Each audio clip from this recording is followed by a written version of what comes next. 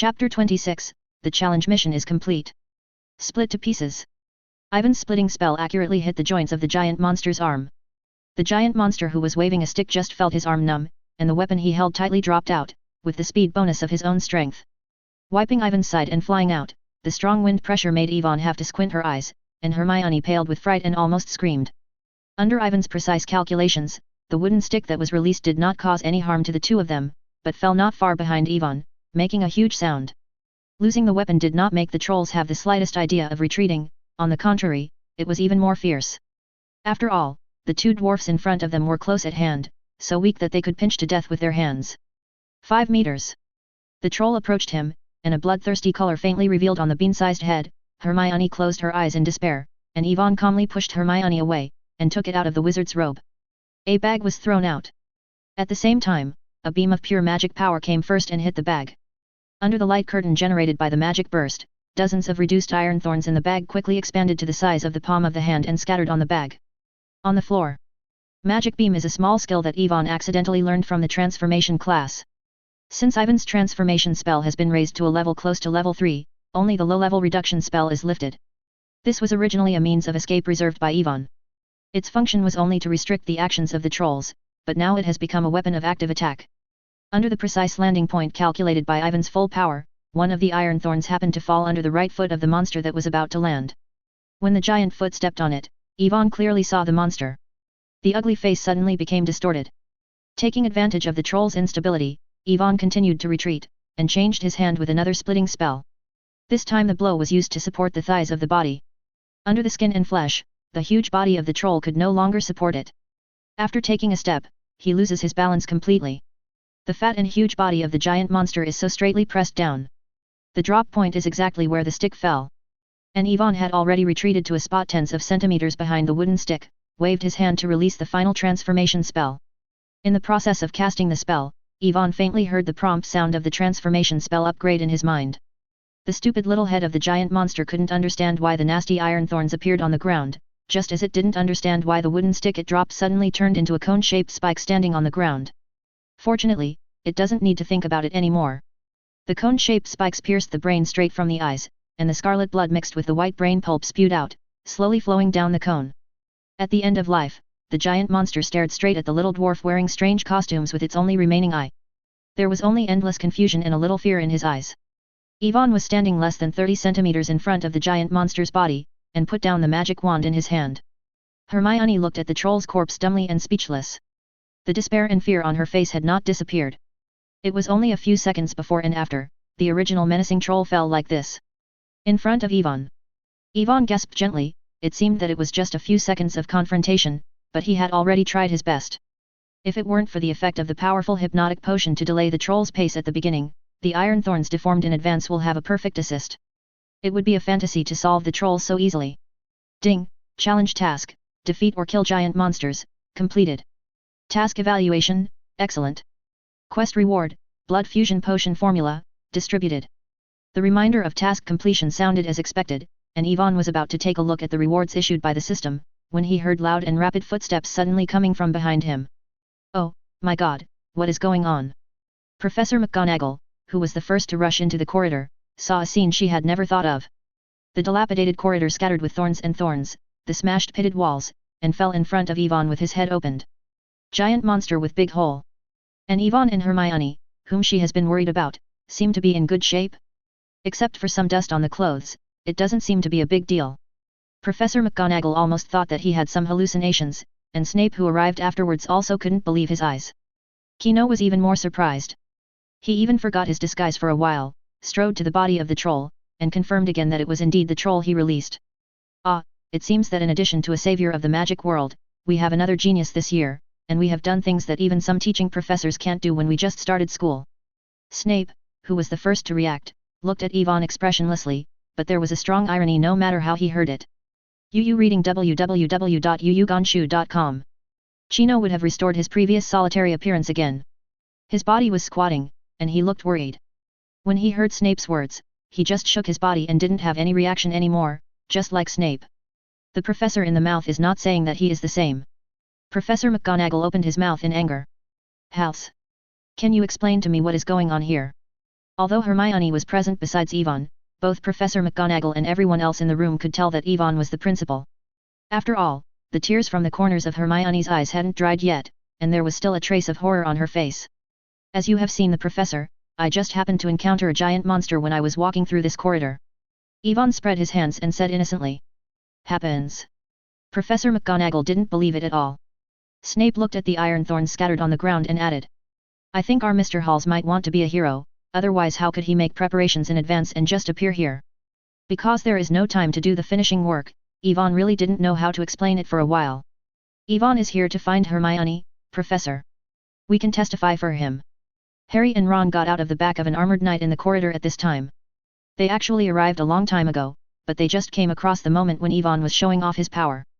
Apart from hiding in their hearts and shouting fuck N666, the two had no room to play. Harry, Ron, I thought you guys should be staying in the dormitory now.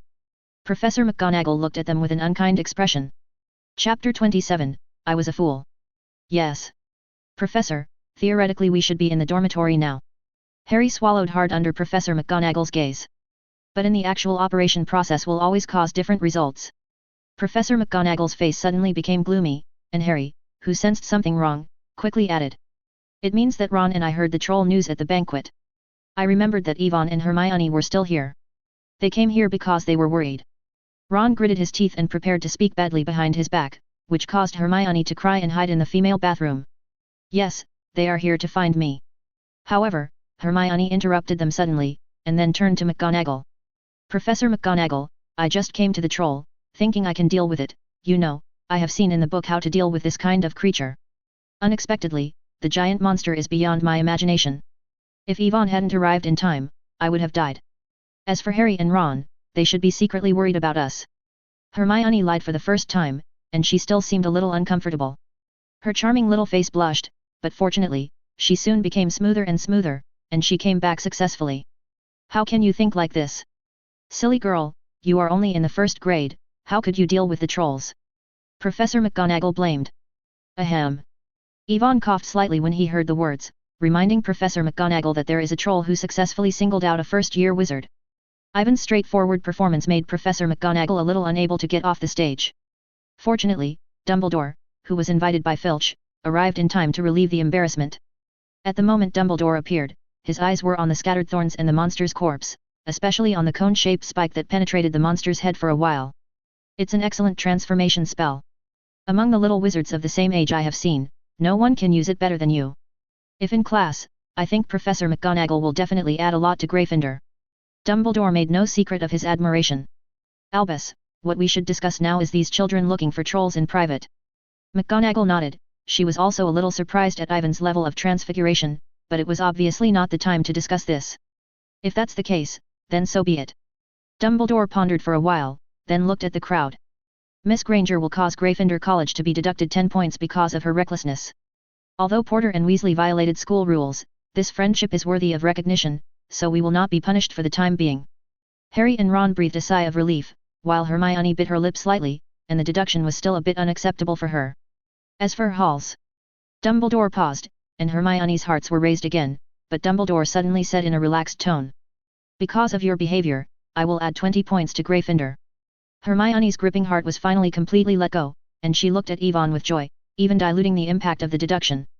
Yvonne also raised the corners of his mouth, because just when Dumbledore said he was going to give him extra points, the system also gave him 20 grade points, which was worthy of his hard work for several days. Will it be a little too loose? Professor McGonagall frowned, thinking that Dumbledore's actions might encourage the adventurous hearts of Yvonne and others. Not every little wizard can successfully defeat the trolls shortly after enrolling. Dumbledore shook his head and vetoed. By the way, Professor, this monster doesn't need me to compensate, right?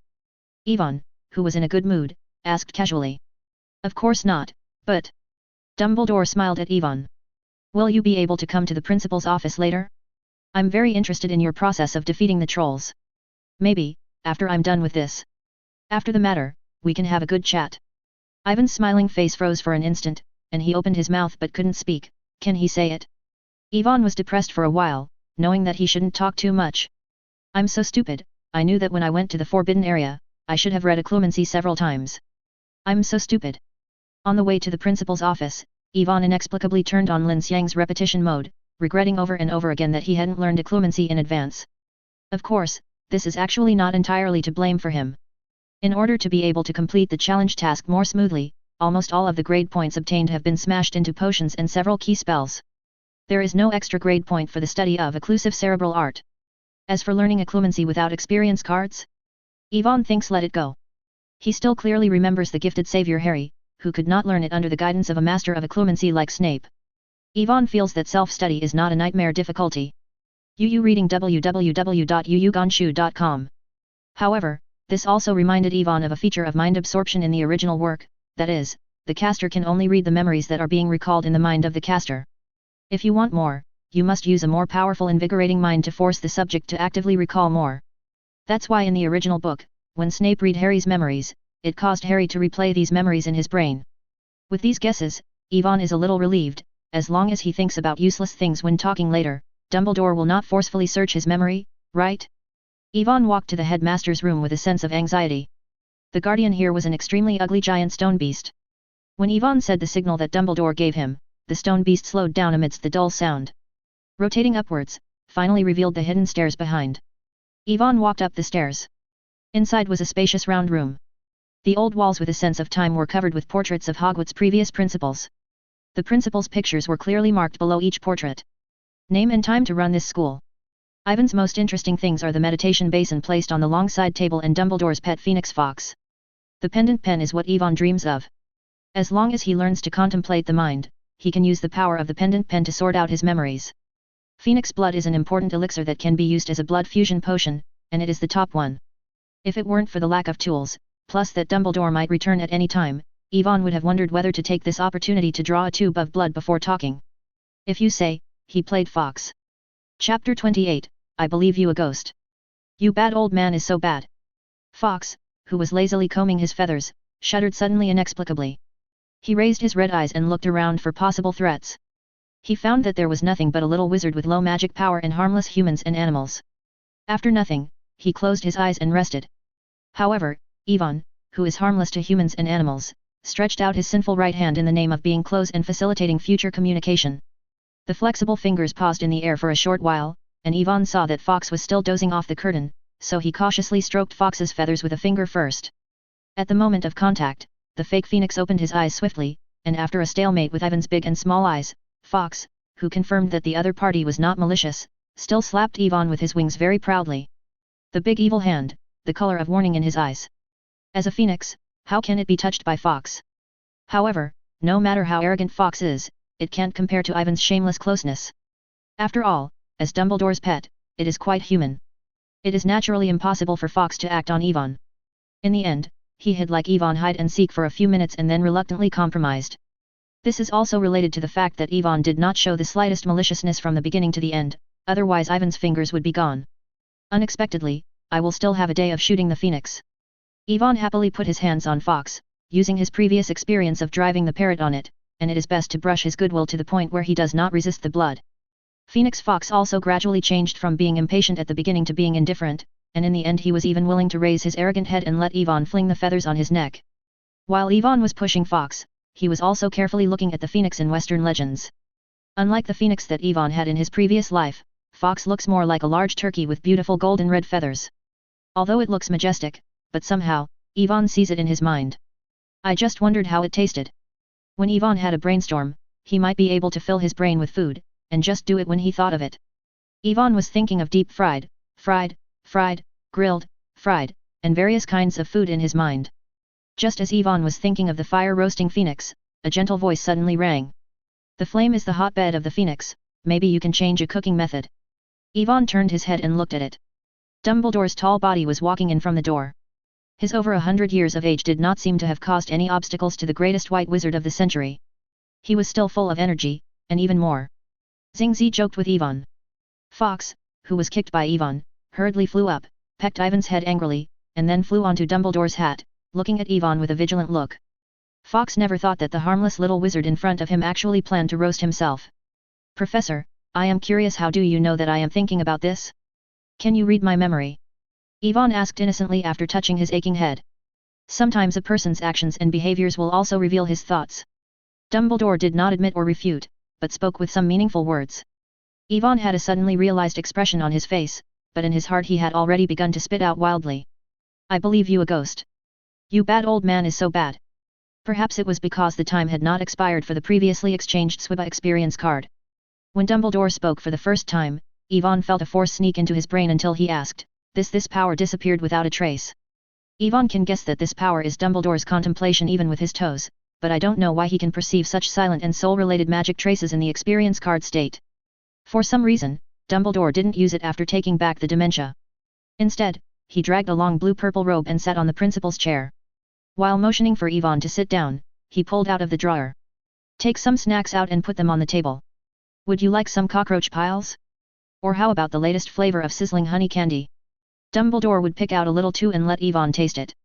As for the infamous pile of cockroaches, Ivan didn't even touch it, but he was a little interested in honey, took out an unpacked one, and threw it into his mouth.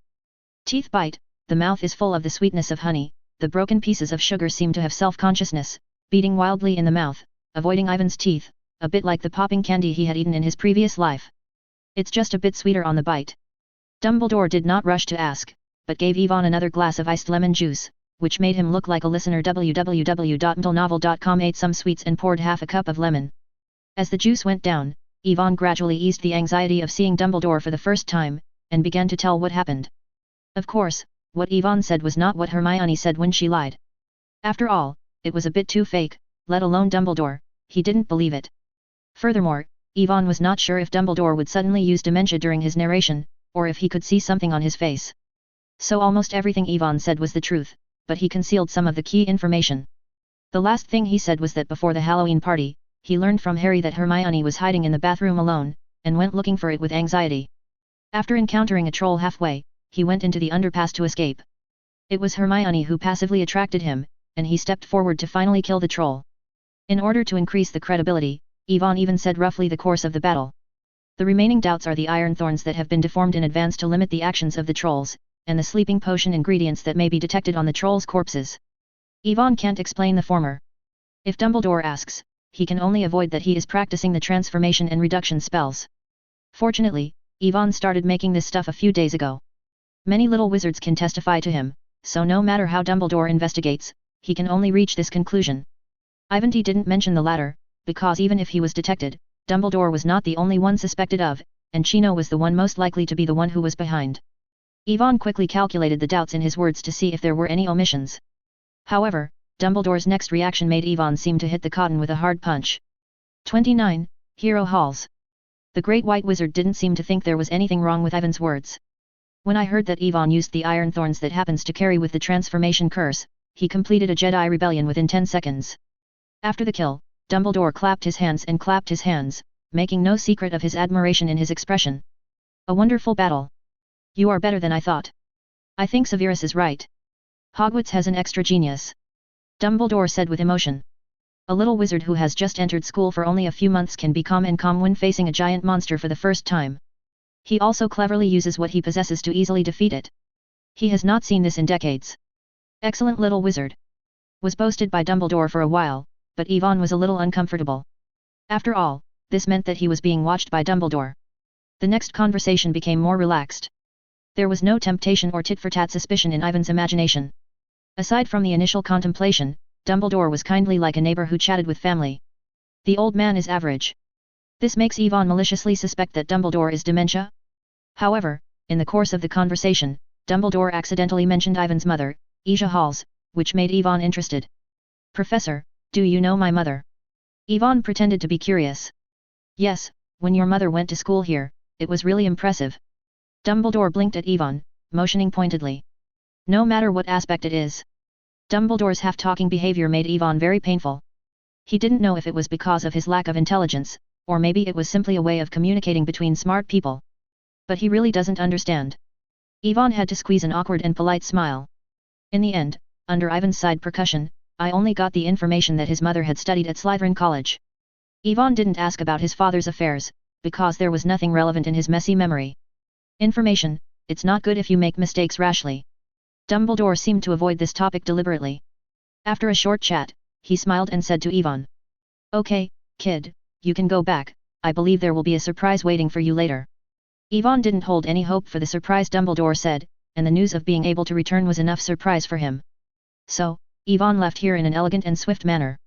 Dumbledore, who was sitting in the chair, calmed Fawkes with one hand, and looked at Ivan's distant back, not knowing what he was thinking.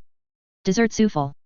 In front of the Hogwarts lounge, Ivan shouted an order to guard the fat lady here and then nodded, letting her body reveal a circular passage.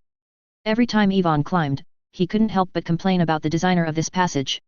Something was wrong with the design, so he wanted to make a pipe. The Gryffindor lounge at midnight was pitch black. The dark brown fireplace on the right that was always burning was extinguished at some point, and the magic lights around did not turn on. The silence was a little abnormal. Ivan's complexion remained unchanged and walked forward slowly, but his right hand had gradually slipped off and held the wand pinned to his waist. Just when Ivan walked to the middle, a fiery flame suddenly rose from the sky in the fireplace, and then the magic lights around burst out dazzling white light, and the red lion flag representing Gryffindor on the ceiling was slowly in mid-air. Unfolding, there are still a series of colorful unidentified objects slowly falling down.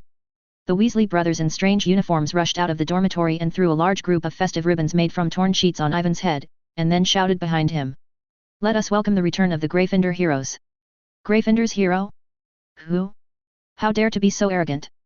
Ivan, who thought it was the celebration of Halloween on the big night, was immediately stunned after the Weasley brothers spoke, but before Ivan could react, dozens of lower-grade children swarmed into the entrance of the bedroom. Wizard. It was Harry and Ron in the front row. They directly joined forces to lift Ivan down, and then the Weasley brothers also smirked and threw Ivan away together. "Cheers for the return of our Gryffindor hero!" Fred yelled. The little lions of Gryffindor next to also booed excitedly. Hero Halls. Troll killer. Ivan was thrown around by everyone, and his body was almost falling apart. After a long period of trouble, the little lions whose excitement subsided put Ivan down. Taking advantage of this time, Ivan had already understood what happened during the questioning. It turned out that after Harry and Ron returned to the dormitory, Ron, who had a big mouth, added fuel and jealousy to kill Ivan head-on. UU reading www.uuganshu.com and the story of saving Hermione are told.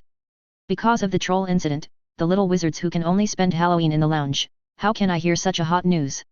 Suddenly past 10 past 100, the more the pass, the more exaggerated, Ivan was touted as the hero of Gryffindor. As for this welcome party, of course it was organized by the Weasley brothers who like to do things. After understanding what happened, Ivan was still a little confused. After all, Harry and Ron, who defeated the trolls in the original book, were not treated like this. However, Ivan has forgotten that he is fundamentally different from Harry and Ron. Although the two of them succeeded in stunning the troll, they looked embarrassed afterwards, and the means to defeat the troll was really not very glorious. It's pure luck. In the eyes of bystanders, Ivan is simply a textbook hero to save the United States, and the method of killing trolls is simple and neat. In addition, the troll happened to fall in front of Ivan, and the death that was pierced through the head is also very legendary. After Ron's words of added fuel and jealousy, it caused such a big response. Ivan can even see some little witches in the crowd secretly sending a look at him, and some daring ones even took the initiative to post and ask him about the details of killing the trolls. He almost made Ivan forget that he came to Hogwarts to study. The very energetic Gryffindor cubs kept making trouble until the middle of the night. They returned to their respective dormitories after taking into consideration that they would have classes tomorrow. As the protagonist of the welcome party, Ivan was already exhausted and dry. This surprise is really big. Ivan couldn't help but complain about the last words Dumbledore said before he left. However, I can't help but smile at the corners of Ivan's mouth. Chapter 30, Unexpected Letter. Ivan, what you did tonight is amazing. After everyone left, Harry, who had been squeezed to the edge in the crowd just now, stepped forward and gave Ivan a big hug. Perhaps. Ivan shrugged, then explained. Actually, you shouldn't be so exaggerated. I took a lot of effort to deal with the monsters. It's not that Ivan is humble, but the news has been distorted. In one of the versions that Ivan heard, the 12-inch tall monster even became 20 feet tall. It's a big deal. Hey, come on, you are the hero of Gryffindor. We only saw you killing the trolls after saving Hermione. God, that was so fast. Ron hammered Ivan's chest. Said with a smile. Besides, we just mentioned the passing, who knew it would be like this? Harry said that they didn't say anything about it. Right, where's Hermione? Ivan asked. I don't know, I saw it just now. Harry was also a little strange. You saved her. I didn't expect that she would not even thank her now. Ron said angrily. It should have happened temporarily. Ivan shook his head. Hermione is not such a person. Because Hermione had taken all the punishment for her righteousness before, and the two of them had changed her, Harry and Ron also accepted Ivan's statement. Next, Harry and Ron mysteriously took Yvonne to see a package, which contained the brand new Lightwheel 2001, which was sent to Harry by Professor McGonagall this morning. Yvonne will be in the book because of that. So I just missed it in the museum. Even though he wasn't interested, seeing the excitement of the two men still boasted a few words out of conscience, and then hurriedly sent them to sleep. Yvonne, who was free, finally had time to look carefully at the rewards he received for killing the trolls. Blood fusion reagent, potion formula. Required materials, dried nettles, epiphyllum, valerian, muscle parasitic berries, black veratrum petals, buckthorn, black bat cutin, mountain flower powder. Special material, 150 ml of active blood from miracle creatures. Note, if the blood leaves the body for more than 3 days, the activity will be greatly reduced. Prerequisite, potions level 6. Note, potions level 4 is required under the experience card status. Looking at the series of names in the demand material, Yvonne felt a little dizzy. Is this too much? And many of them are high-grade potion materials, and the price is amazing. Even if he runs the risk of being caught to Hogsmeade Village or Diagon Alley to buy, the Jin Jialong on his body is far from enough. The preposition of the 6th level of potions makes Yvonne frown, even though his potion has been upgraded to the level of 3, but the higher the level, the slower the increase, and the higher the level of 3, the difficulty of each level is increased. It's even harder than going from level 0 to level 3. Fortunately, Yvonne was relieved to see the small print at the back. At the 4th level of potions, he would still have a chance to work hard, but he didn't expect that the refining of potions under the experience card mode would also have a bonus. The best thing for Yvonne to get is the blood of the magic creature. Despite the limitation that the activity would decrease in 3 days in vitro, Yvonne knew that Hagrid would hatch a little dragon soon. A grown-up dragon, Yvonne can't beat him, but isn't this just born to be bullied by him? It's easy to draw some blood or something, as long as you prepare everything else before the dragon is sent away. When Yvonne was thinking a little fascinated, he faintly heard a noise from outside the window, turned his head and looked over, but it was a black-grey owl outside the window tapping the glass with his beak, and a rope tied to his leg, as if tied. Holding something. Gula? A word appeared in Ivan's mind. Yvonne guessed that this might be the name of this owl. Stepping forward and opening the window, the black-grey owl flew in quickly, and fell on Ivan's shoulders and shook his body, because the entire dormitory had gone to the welcome party for Yvonne before, so this poor little thing forced to blow the night wind all night. Yvonne is no longer in the mood to care about the safety of an owl at this time, and all his attention is on the envelope hanging on its leg. Because it clearly says Yvonne Halsha. Yvonne untied the rope, grabbed the envelope in his hand but didn't have the courage to open it. The expression on his face changed again and again, and finally he sighed. He knew that there would be such a day, but he didn't expect it would come so soon. Yvonne hesitated for a while and opened the envelope. What made him feel a little relieved was that the content of the letter was very ordinary. He only asked him about his current situation at Hogwarts and which college he was assigned to. It's Irene Halls, her mother. There are also 3 Jin Jialongs as a gift. There is a small note underneath, which says that he can send a letter back when he is short of money. But the more concerned about the content of the letter, the more Yvonne feels guilty and worried. Needless to say, I am guilty. Although this crossing was not under his control, it was inexplicably replaced the other's child halfway. Of course, Yvonne could not accept it with peace of mind. Worry comes from Dumbledore's ambiguous evaluation of his mother, and the conspicuous black magic fear curse in the system bar. Thinking of the fear curse, Yvonne was somewhat speechless. Generally speaking, a normal mother would teach the fear curse this dangerous black magic before going to school. And the teaching process can never be cheerful and peaceful, otherwise, he would not feel the emotion of fear when he recalled before. Obviously, this mother personally let her child experience it for a quick success. These unknowns all made Yvonne feel uneasy, which made Yvonne an urgent need to have at least enough strength to protect himself before going home and leaving school. The fastest way to increase strength is to make this newly acquired blood fusion reagent. So even if Yvonne felt that the 3 Jin Jialong in the letter were a bit hot, he finally put it away. No way, he is so short of money now. Cuckoo the black owl Gula who delivered the letter had been waiting for a long time to see Yvonne lingering for a while, and had to tap Ivan's head with his beak as a reminder. Yvonne also woke up from his contemplation. Now the most urgent thing should be to reply to the letter. While giving the food box of his own maca to Gula to make it a little more patient, ignored Maca's protest and picked it up tangledly. Quill pen. After pondering for a long time, Yvonne wrote down on a blank piece of paper that he was assigned to Gryffindor, as well as some interesting things that happened in the school recently. Yvonne originally planned to mention the troll matter, but before sending the letter, he deleted all relevant content. Not long after enrolling, he only challenged the trolls. Yvonne estimated that his mother's first reaction should be to run to school in horror to question Dumbledore, not to be proud of him. It is better to keep a low profile, don't cause trouble.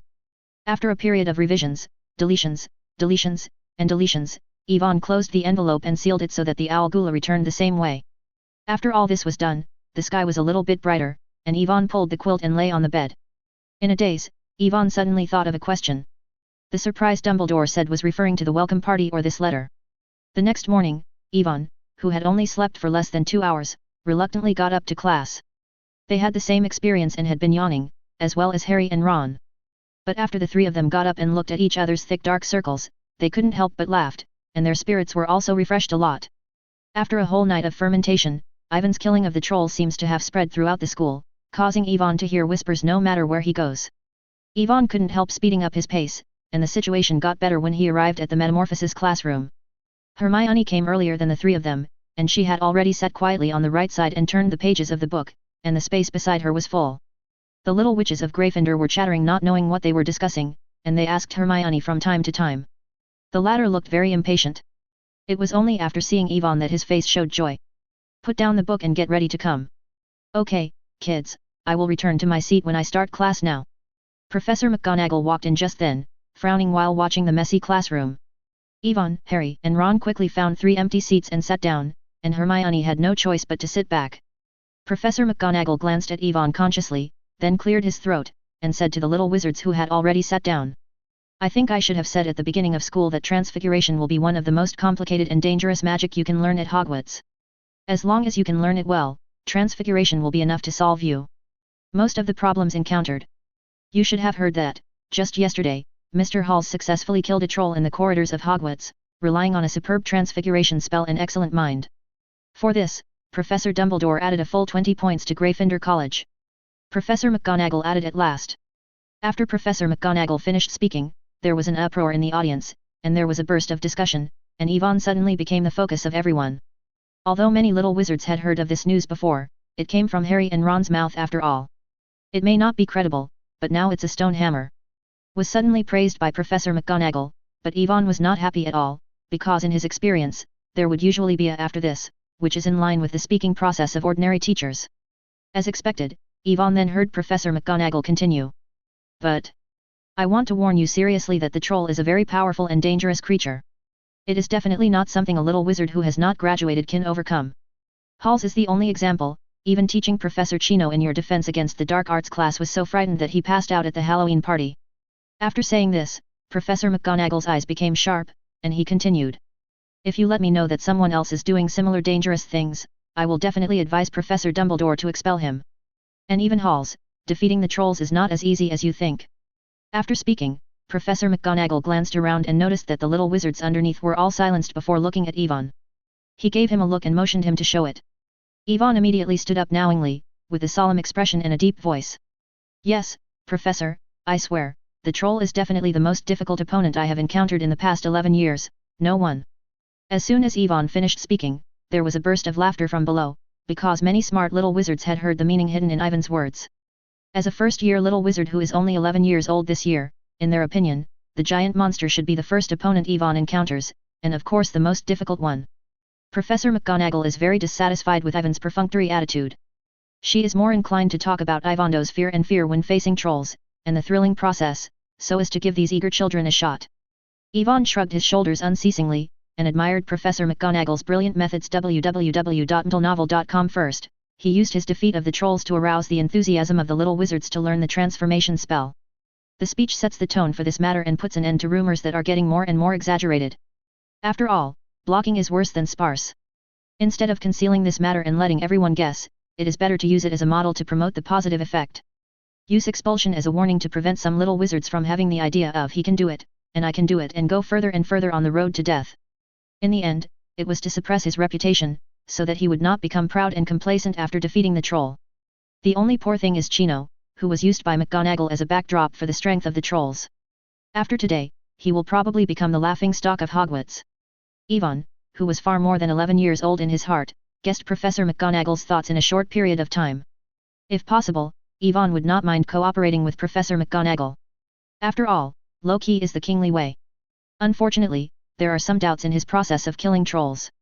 The more he says, the more mistakes he makes. Otherwise, Professor McGonagall would have to ask him again, what is he trying to deform a bunch of sharp iron thorns? So, Professor McGonagall carefully prepared the opening remarks, and under Ivan's uncooperative attitude, only half of the expectations were achieved. This led to the next class. Professor McGonagall solemnly reminded Yvonne that if she answers questions without her consent again in class, she may consider using the silence charm so that Yvonne can shut up for a while and give it to others. An opportunity for the little wizards to perform.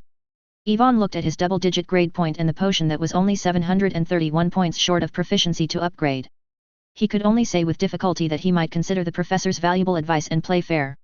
Try to raise your hands to speak. Chapter 31, Bold Ideas. After the reminder, Professor McGonagall ignored Yvonne again and officially started today's class using the Transfiguration Curse to turn any personal item into a button. For Yvonne, whose transformation spell has been upgraded to level 3, it is of course easy. Lightly swinging the magic wand will transform the quill pen on the table into a round button. The beautiful ring pattern can be seen on it. In order to add Fen Yifan has already used the transformation curse to its extreme. Professor McGonagall passing by nodded in satisfaction, and gave Yvonne a point reservedly. But other little wizards don't have such strength. They can successfully release the transformation curse even if they are at a very good level. They have become all kinds of strange things. Simo Finnegan, who was sitting not far in front of Yvonne, directly exploded the ink tank used for deformation, and the jet black ink sprayed the face of the little wizard next to him. Yvonne even saw a little wizard who just secretly pulled off a button on his clothes, trying to pretend that it was made by himself. Unfortunately, Professor McGonagall was not old enough to get Alzheimer's, so he could easily tell the difference. The final result can only be a penalty stop at the door. After seeing Ivan's wonderful transfiguration curse, Professor McGonagall's standard was raised a lot. Except for the buttons that Hermione used to make a ball of paper can be considered good, the rest made her really a little bit better. It's hard to accept. Professor McGonagall clapped his hands and attracted everyone's attention. Everyone, stop the transformation magic in your hand. Does anyone know what is the point of releasing the transformation spell? McGonagall said. Professor, the transfiguration curse is a kind of advanced magic, which requires the caster to imagine what it needs to be transformed in the brain. The more similar the shape of the object to which the deformation curse is applied and the object that needs to be deformed, the closer the properties are, the easier it is to deform successfully. In addition, deforming creatures are much more difficult than deforming objects. Only a few wizards who are proficient in the transformation spell can complete the transformation of creatures. Yvonne Halls, I think I reminded. Professor McGonagall had already formed a conditioned reflex, and subconsciously wanted to scold Yvonne, but he turned his head and found that Yvonne was regular at this time. Raised his hands and looked at the other side blankly. Granger? How could you? Professor McGonagall discovered that the answer was actually Hermione Granger, who was usually regular. At this time, Miss Know-how, even though her nervous body was trembling, she still raised her neck and said calmly. Professor, what I said is right. Of course, and very comprehensive, but given your behavior, I can't give you extra points. Professor McGonagall stuttered in shock, and it took a long time for Hermione to sit down. Hermione looked a little disappointed, but when she saw Ivan's sluggish expression with her hands raised, a smile came up at the corner of her mouth. Yvonne slowly put his raised hand down, his mind was full of doubts, wondering if he was in a dream now, or was this a fake Granger in front of him. Like Yvonne, Harry and Ron were the two who thought Hermione was wrong, so Ron couldn't wait to complain after the lesson. What's wrong with Hermione? I saw her stand up without consent in Professor McGonagall's class today. Oh my god, I think Professor McGonagall must be stunned.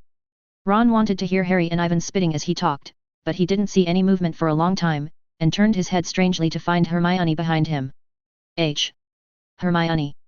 Ron said in surprise. I just want to win back all the college points I deducted. Besides, this is not a violation of Hogwarts school rules. Professor McGonagall will understand. Hermione glared at Ron first, then looked at Yi. Wherever there are some hesitations. Yvonne, I heard Ron and Harry say that you only came to see me yesterday to meet the trolls. Anyway, thank you. Nothing, aren't we friends? Yvonne smiled. Even though Yvonne somewhat complained about Hermione's rash appearance and disrupted his plan when he was fighting the troll yesterday, he also understood that more of his site selection was a mistake. Fortunately, the final result was not bad, so the little episode Yvonne didn't take it to heart. Hermione smiled and nodded, then said again. Next I will work hard to earn back the lost credits as soon as possible. Yvonne is a bit headache. If Hermione works hard, then he earns student points by answering questions. Isn't the plan to upgrade the potions really compromised? Aren't you only deducted 10 points by Professor Dumbledore? You earned it back in class earlier, right? Yvonne is very puzzled, is it so entangled? This is not much compared to the college points Hermione has earned by answering questions in the first half of the semester. Precisely speaking, up to now, a total of 67 college points have been added. Hermione emphasized. At this point, the little witch still stared at Yvonne for a long time. You read www.yuyugonshu.com if it wasn't for Yvonne. Shamelessly rushing to answer in time, there could have been more. Then why? Yvonne wondered. I remember you said that you must earn it back 10 times 100 times. Hermione looked at Yvonne and smiled. Yvonne was speechless, wishing to go back to strangle the nonsense self a few weeks ago. In the next way, Yvonne was trying to persuade Hermione to dispel the idea of disrespecting the instructor, but unfortunately it was of little effect, and Miss Know-How, who had made up her mind, didn't seem to want to change her plan. Finally chatting, I don't know when I was involved in learning, Yvonne was surprised to find that Hermione was actually better than herself in theoretical knowledge reserves in some subjects by virtue of her extraordinary talent for memory. Of course, this is also related to the fact that he spent half of his grade points on the training ground of the responsive house in the past few weeks in order to improve his actual combat ability. Even so, Hermione's knowledge reserves are scary enough. Harry and Ron were following but couldn't speak, because they didn't understand the content of Hermione and Ivan's chat. Or they know every word, but together they don't understand. Is this the conversation between schoolmasters? Harry and Ron always felt that they seemed to have a lot of things. Ding, after a period of study and discussion, your proficiency in basic magic theory has increased slightly. Yvonne, who was chatting with Hermione about the principle of the magic spell, stopped abruptly after hearing the beep in his mind, and called up the system bar to take a look. The proficiency of the basic magic theory really improved a little. Point. This made Yvonne suddenly have a bold idea in his heart. Chapter 32, I ran all the way over, so you just show me this? Hermione, who was about to talk to Yvonne about the different uses of the transfiguration curse, faintly discovered that Ivan's eyes became more and more eager when she looked at her. Yvonne, what's the matter? Hermione pretended to be calm. Come with me first, and explain later. In the shocked eyes of Harry and Ron, Yvonne eagerly pulled Hermione's wrist and ran. Hermione didn't even figure out what was going on, so Yvonne was dragged forward all the way. Harry and Ron, who had recovered from the shock, also hurriedly chased up with gossip. Along the way, because Yvonne is very popular at this time, there are not a few people who recognize him. In addition, Ivan's behavior of holding Hermione in his hand rushes all the way, which has caused many little wizards to burn with gossip. Big news. After all, the fact that Yvonne rescued Hermione from a battle with a monster last night has already been spread. This situation and this scene naturally made them think about it, and some young witches were disappointed. However, the curiosity was full of interest and immediately followed. George and Fred even whistled excitedly when Yvonne and Hermione passed by, giving Yvonne a big thumbs up. More and more people followed. Yvonne felt a little inexplicable. Hermione was dragged by Yvonne and ran all the way. Hermione noticed the gaze around her, her cheeks were full of flushing, and her head started to start. After thinking about it, I just faintly feel that this section of the road becomes more and more familiar as I look at it. Seems to be the way to the library. Sure enough, Hermione quickly saw the library door. Yvonne rarely ignored the tradition of keeping quiet, and hurriedly pressed Hermione to the rest area to sit down, and then took a copy of the book that I hadn't finished reading before. Basic Potion Formula and Medicinal Material Analysis opened the plug into Hermione's hand, and pointed to one of them. Hermione, the medicinal properties of black blood plant and buckthorn are opposed to each other in the 7th chapter of this book, but why are they used at the same time when making many potions? Hey. Hermione woke up from the confusion, the blush on her cheeks had not completely disappeared. Hermione, who realized that she had misunderstood, was rather embarrassed, and even wished to get into the stack of books and hide. When she found out that the book Yvonne had forced herself to read before, Hermione calmed down and quickly entered the state. That's because the black blood plant is too strong, so it is usually added to the opposite of the medicinal properties, but the milder buckthorn has a neutralizing effect. After Hermione finished speaking, Yvonne continued under the banner of learning to communicate, and turned to the next page for Hermione to explain. Whenever she happened to know, Yvonne would also say a few more words to communicate with each other. After the tired half-dead Harry, Ron, and the gossip party who came to join in the fun, they all rushed to see such a harmonious scene. They, actually came to study. As a member of the gossip party, George almost thought he had some hallucinations. My God, what is going on in this world? Other people are also a little unacceptable, they ran all the way over, just show them this? I think I should go back and play wizard chess. Ron said blankly. Wood also definitely wants me to practice Quidditch now. Harry also nodded in agreement. They didn't want to waste their great time in the library. George and the others did not give up and wanted to stay and watch the progress, but such a large group of people blocked the door and soon attracted the attention of Mrs. Pins. Quiet. If you want to go to the library to read, please be quiet, or go away quickly. Mrs. Pants said impatiently. Seeing that Mrs. Pins had plans to rush people, all the little wizards who had come to join in the excitement dispersed in disappointment, and few were willing to stay. At this time, I was immersed in the learning improvement, and Yvonne did not notice this at all, but looked at the rapid increase in proficiency in the system bar, and felt relieved. As long as it is basic theoretical knowledge, regardless of subjects, there is almost nothing Hermione does not know. It can be said that it directly saves the step of Ivan's inquiry of other books to verify each other. In addition, the understanding ability of the little witch is far beyond that of Yvonne in a normal state, so after Hermione's interpretation, the efficiency of learning is naturally greatly improved. Hermione's existence is like a learning accelerator. Compared with his reading efficiency when he didn't use the experience card, the increase in proficiency is more than twice as fast. After a dozen pages, Hermione raised her head nervously to look at Yvonne, for fear that she might have something wrong. No way, after witnessing Ivan's easy killing of trolls and that excellent transformation spell, in Hermione's heart, Yvonne was already far ahead of him, so in the process of explaining, I was always worried that there would be what's wrong. Well? Why did you stop?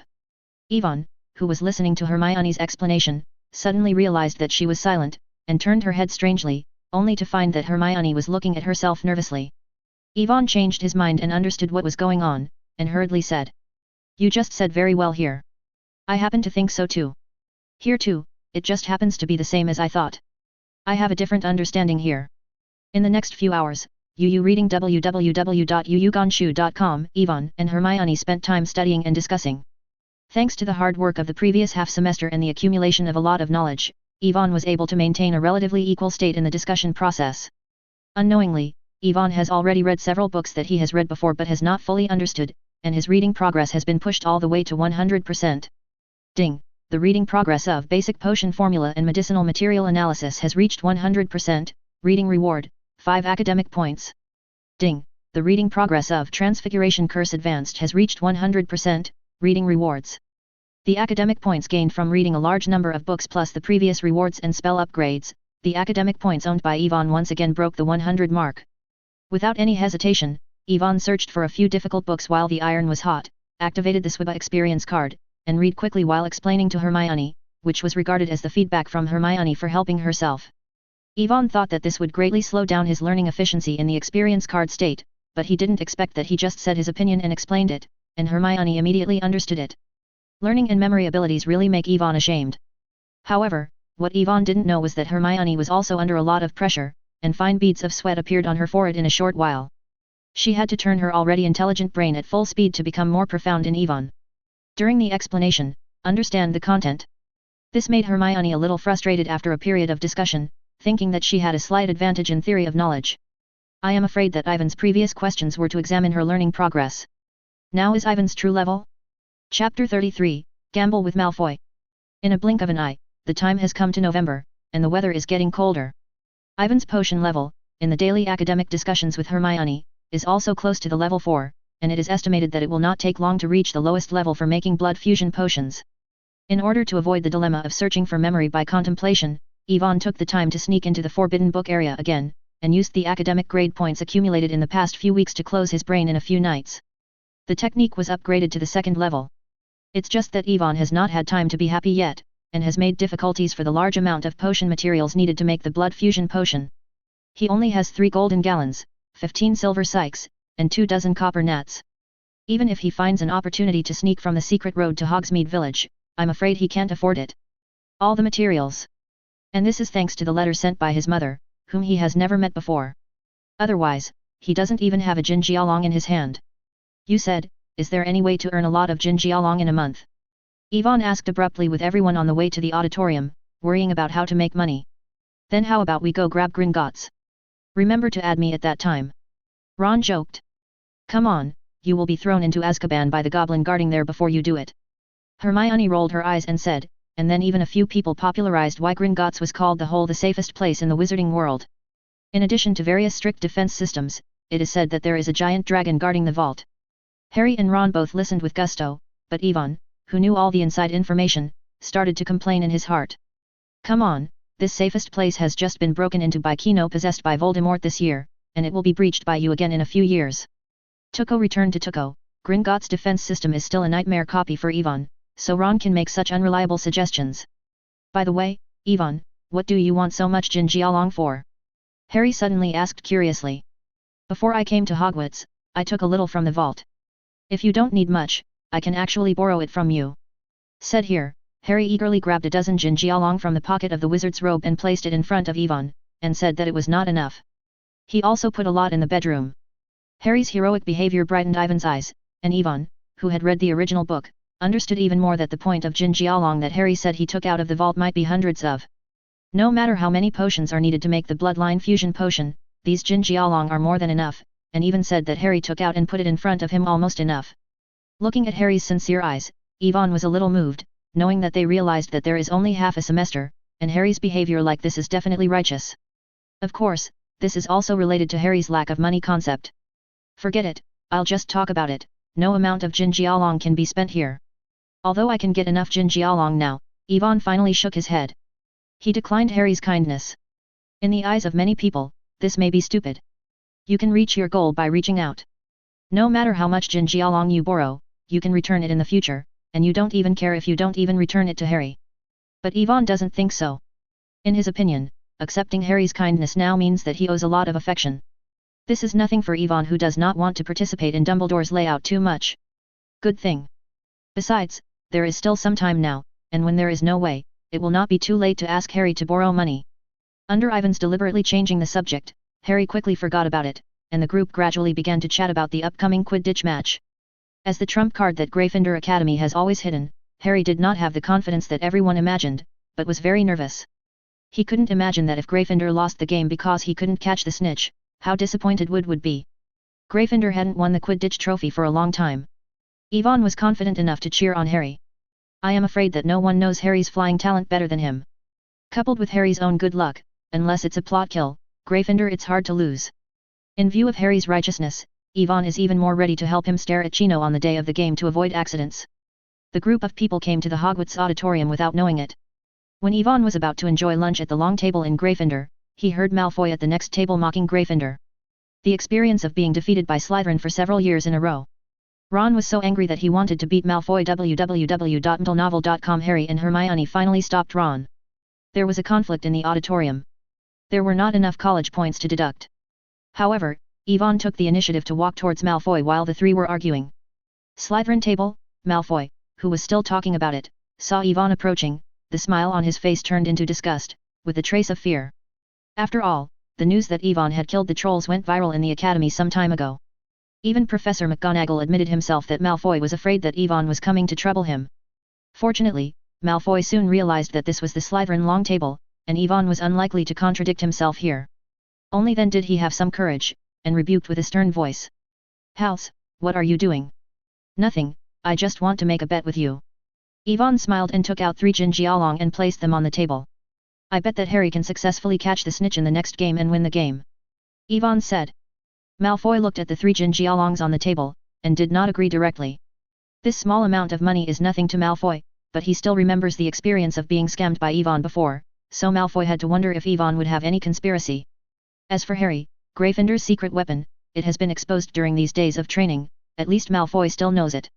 You don't have to bet, you still want to make a fortune with the little money you have. Ivan shook his head indifferently, put Jinjialong away and prepared to leave. And so on. Malfoy was a little confused about Ivan's attitude, but he heard a message of interest from Ivan's words. Chapter 34, Weasley. How about we increase the bet? Malfoy pretended to clap his hands. Crabbe and Gore behind them immediately took out their pockets knowingly, but only took out 2 gold gallons after touching them for a long time. 8 silver sykes. Seeing that his 2 followers are so poor, Malfoy's face was a bit unbearable, and he immediately took out 4 Jinjialong from the wizard's robe and patted them on the table. I only have 3 gold gallons, 15 silver sykes, and 20 copper nats. Seeing Malfoy take the bait, Ivan took out all the money neatly from his pocket. It doesn't matter, these are enough, then the game is set. Malfoy raised his eyebrows and said with a smile. He just wanted to empty out all the money in Ivan's pocket. In case he loses, there are only 4 Jinjialongs, but if he wins, Ivan will probably be struggling to survive for a long time. Don't look at Hogwarts College. After paying the tuition, boarding, lodging and studying are free, but you need to spend money to buy daily necessities, materials used in extracurricular refining potions, gifts, snacks, and so on. Malfoy is looking forward to seeing Ivan borrow money to survive. Okay, then it's established. Malfoy offered to give money, of course Yvonne would not refuse, one more Jin Jialong can buy a lot of materials. As for whether I will lose? Yvonne feels that the probability is very poor. If you don't even dare to bet on this, do you want to earn Jin Jialong quickly? It's almost the same in the dream. Successfully pitted Malfoy, and Yvonne felt very refreshed. When the game is over, he will have 7 Jin Jialongs, which should be able to meet most of his needs. Yvonne, what did you say to Malfoy just now? Yvonne returned to the Gryffindor table when he was in a good mood. Harry and Ron immediately came up and asked curiously. The conversation between Yvonne and Malfoy just now wasn't too loud, so they didn't hear much. Instead, they saw Jin Jialong which they put on the table and put them away. It's nothing but Malfoy, and I bet that Harry will catch the golden snitch in the game a few days from now and let Gryffindor win. Yvonne said. How can you do this? Gambling is not a good thing. What if Professor McGonagall finds out? Hermione frowned. Okay, who would tell Professor McGonagall if you don't say it? Ron opened his mouth carelessly. Listening to Ivan's words, Ron wanted to gamble with Malfoy. Harry felt his pressure was getting more and more. After eating, Yvonne, who was about to return to the dormitory, was intercepted by the Weasley brothers who suddenly broke out halfway. George pulled Yvonne aside with a mysterious look, then he whispered after looking around to see no one. Yvonne, we just accidentally heard a conversation between you and Malfoy. Just don't know if you are interested in making some money with us. Fred and George sang together. Cooperate? Develop magic tricks and props. Yvonne glanced at the system bar proficiency in making magic items that hadn't been moved for a long time, and suddenly became interested. How do you know we have plans to develop this? George and Fred looked at each other, who was a little surprised. Isn't it? Yvonne shrugged nonchalantly. He couldn't say that he knew their future. Of course not, at least we still lack the funds needed for development. If we are ready, you are welcome to join in. Since Yvonne didn't say anything, George didn't bother to ask, and Fred said directly. We mean to make a bet for the next game, and it will definitely make a lot of money. But we lacked funds, and it was impossible to come forward as a team member, so we thought of you. After the two had finished speaking, they looked at Yvonne nervously. You don't want to fight a fake match, do you deliberately lose? Yvonne thought of a certain possibility. How is it possible? Are we such people? Joel shouted angrily, and Fred also said angrily. Furthermore, we Gryffindor have lost for several years, who will buy us to win? The counterfeit match won't make money at all. Ivan's words of apology were stuck in his mouth, and he thought Wood would cry if he knew what the two men thought. And Joel and Fred are getting more excited as they talk. We have Harry as the trump card this time, and we will definitely be able to report a big upset. He is the best seeker I have ever seen to fly. We are set to win. Yes, when the time comes, the gambling game can still increase the odds of Slytherin, and then lower the odds of Gryffindor. Those Slytherins will definitely be angry and obediently pay. The two people talked more and more crooked ideas, and even wanted to buy Lee Jordan as the game commentator, and use words to add confusion to the opponent, although this guy was originally a fanatical Gryffindor, regardless of whether he charged money for the game. At the time, they would favor Gryffindor. Yvonne wiped the cold sweat on his head, and suddenly felt that Joel would only open a joke toy store in the future. It would be too awkward. Based on this business sense, he should go to run the regular Quidditch gambling game. The guaranteed profit is full. Okay. I agree, how much Jin Jialong is there? Yvonne pondered, reading www.yuyuganshu.com felt that there was nothing wrong with Joel and Fred's plan, and those Slytherin proud tempers were likely to be pitted in, which just happened to allow them to experience the hardships of the world in advance. 5 Jin Jialong, this is all the money we have on hand. Joel and Fred gritted their teeth and took out all the money they had. Plus what I have, the principal should be enough. Yvonne nodded, and then discussed the details with the two. Yvonne groaned, then said again. However, don't tell Jordan about the gambling game. If the matter is exposed, he may have to be punished more severely as a commentator. Okay, yes. Joel thought for a while and nodded cautiously. Fred said at this moment. We will set up a secret magic, which will be imposed on all participants at that time. If anyone dares to breach the contract or inform the secret, they will be severely punished. So the contract is established. Yvonne nodded and stretched out his right wrist. Well, the contract is established. The Weasley brothers also made the same action, and then Joel waved their wands, and there was an extra mark on the wrists of the three of them. Yvonne glanced at the system bar, and found that there was indeed one more state there. The effect was that his tongue became 5 times larger after violating the contract, lasting for a full week.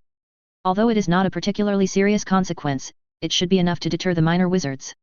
In fact, judging by the proud temperament of the little wizards of Slytherin College, as long as they win the bet head-on, they will probably not choose to inform them even if they are angry. Thinking of this, the corners of Ivan's mouth whispered. In this case, the Jin Jialong needed to buy the potion should be enough. Chapter 35, Sad Chino.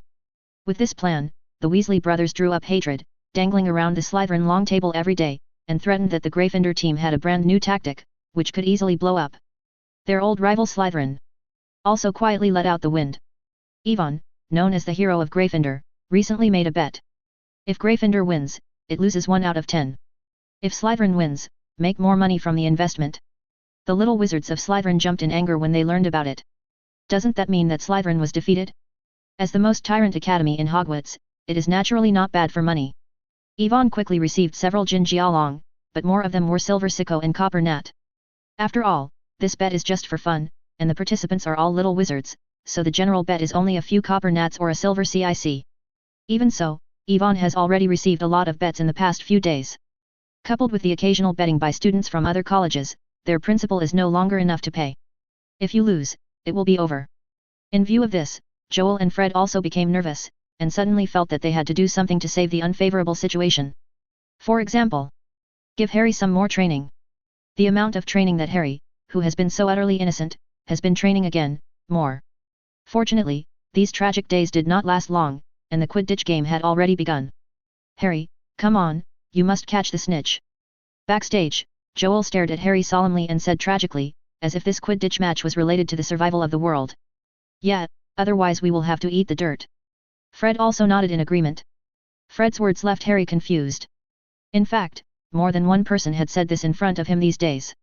At the beginning, Harry still felt a heavy sense of responsibility, thinking it was the encouragement of his seniors, but Harry soon discovered Slytherin, Ravenclaw, even Hufflepuff.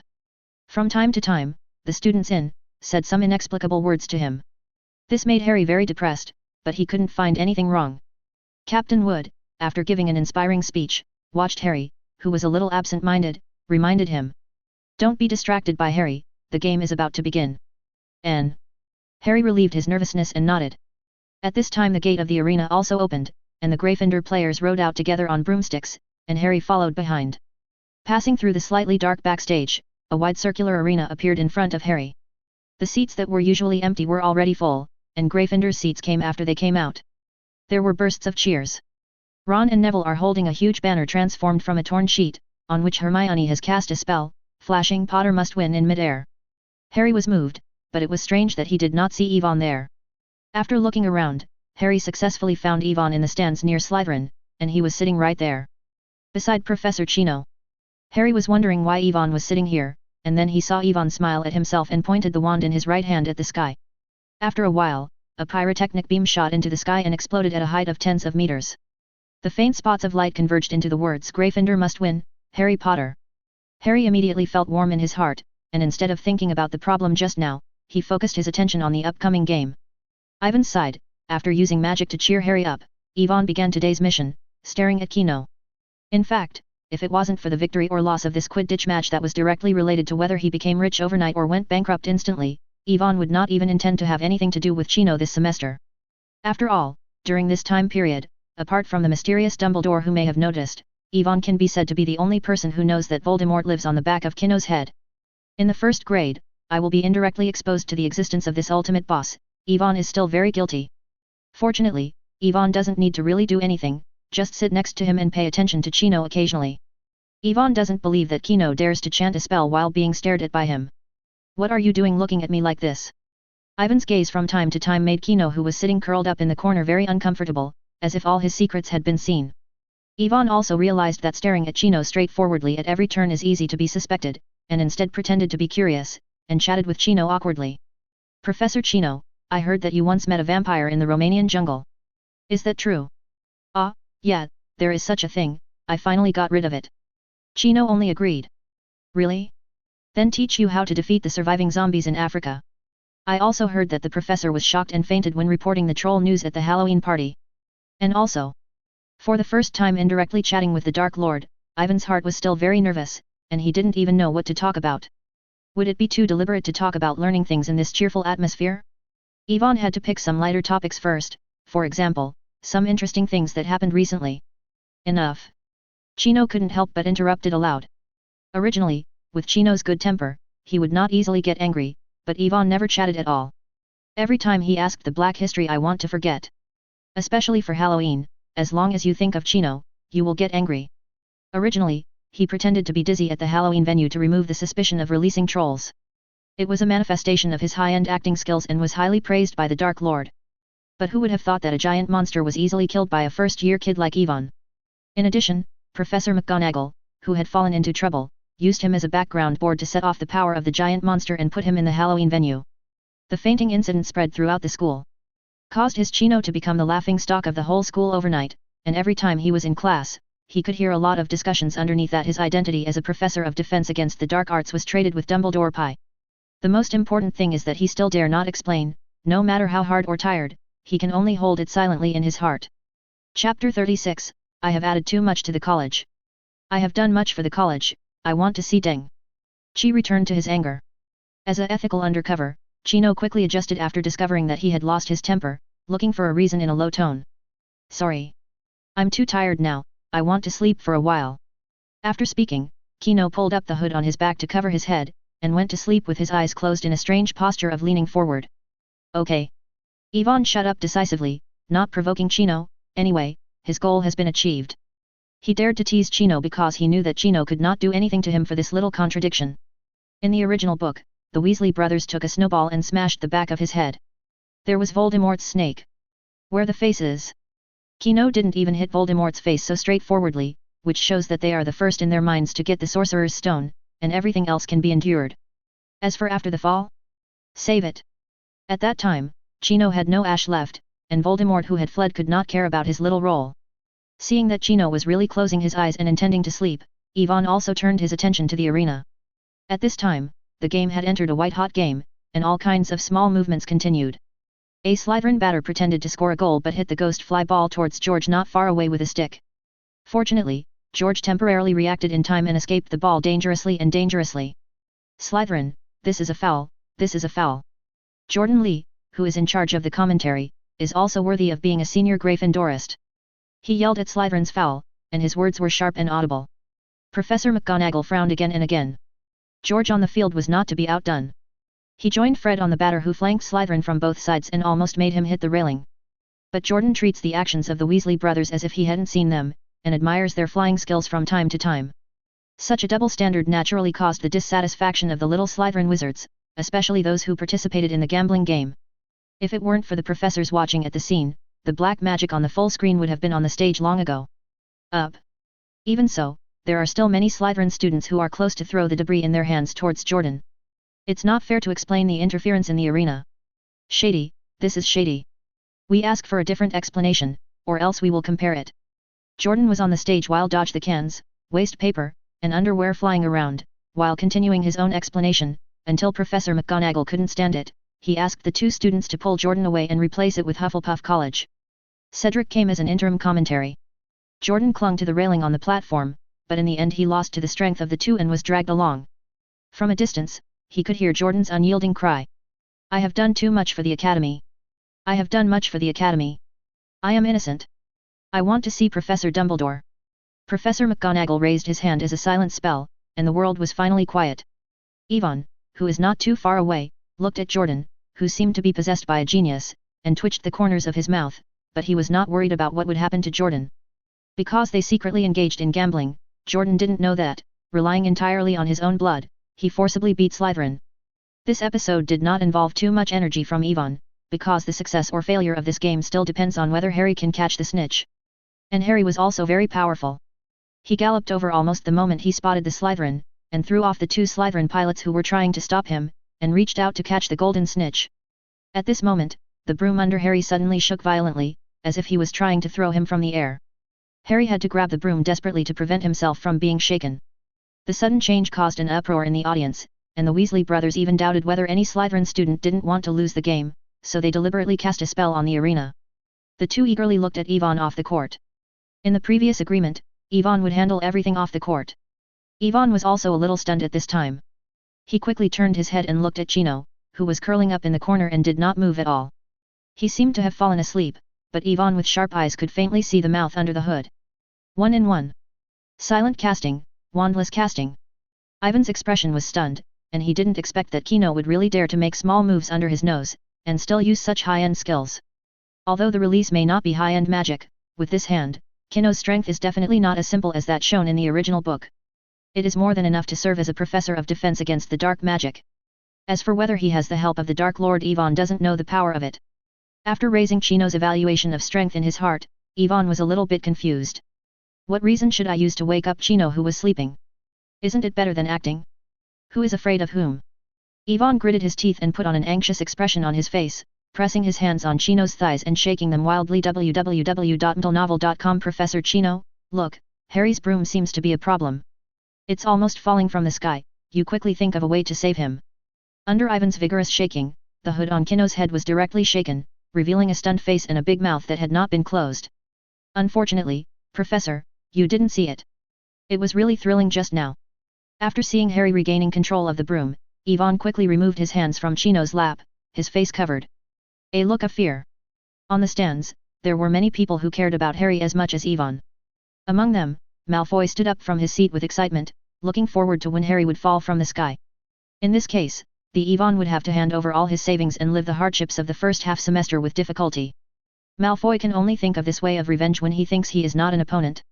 Not to mention that he heard that Ivan made a gambling game to make money and he might be in debt. Just as Malfoy got more and more excited, Harry's broom suddenly calmed down again. Malfoy had to sit back again disappointed. Draco, look, Potter, he really fell. Gore yelled, pointing to the sky, but Harry was accidentally hit by a Slytherin seeker while catching the Slytherin. Come down. Malfoy stood up from his seat again excitedly, and relived his previous thoughts in a short moment. Until Harry spit out a golden ball from his mouth with difficulty and held it high in his hand, the excited Malfoy sat back again. Because that's the golden snitch. Chapter 37, Live Spot Map. After the game was over, George and Fred didn't even attend the celebration.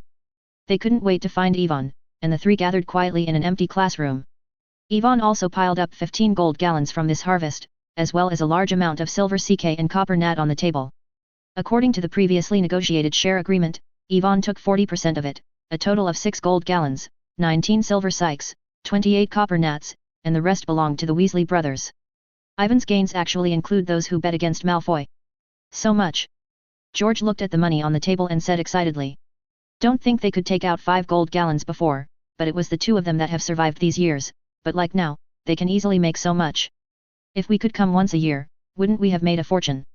Fred imagined. Forget it, it's not very good to do this kind of thing, one time is enough, and after all, the secrecy curse is not really 100% secrecy.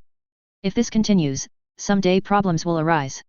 Yifun shakes after shaking, the two people's unrealistic thoughts were dispelled. George and Fred glanced at each other, the smiles on their faces faded a lot, and they nodded cautiously. Of course, we don't want to be caught. This money should be enough for us to develop in advance. Later, we can earn money by selling our joke toy products. We discussed it and decided to hire you as our special advisor. Speaking of the joke toy, Fred resumed his grinning appearance, and the original slightly serious atmosphere was suddenly wiped out. No problem, as long as I have time. Ivan agreed without thinking too much. After all, there is still a magic item in the system bar that hasn't moved. Maybe he can be a little proficient with the Weasley brothers' degree or something. We also need to buy the corresponding supplies a little bit. Before that, we have prepared a gift for you. George magically drew a rectangle from his sleeve, folded parchment a bit like an envelope, and handed it to Ivan. You can guess how this works. Fred smiled. Ivan naturally recognized that this was a live map at a glance. With a hint of excitement, he took the parchment and spread it out flat. There was nothing on the yellowish parchment. Ivan didn't feel surprised, and raised his hand against the tip of the magic wand, and said solemnly. I solemnly swear that I did nothing good. The delicate ink line suddenly spread from the top of Ivan's wand, spreading like a spider web line, connecting and spreading to every corner of the parchment, and then green squiggles appeared on the top. Moonface, Wormtail, Bigfoot, and Prongs.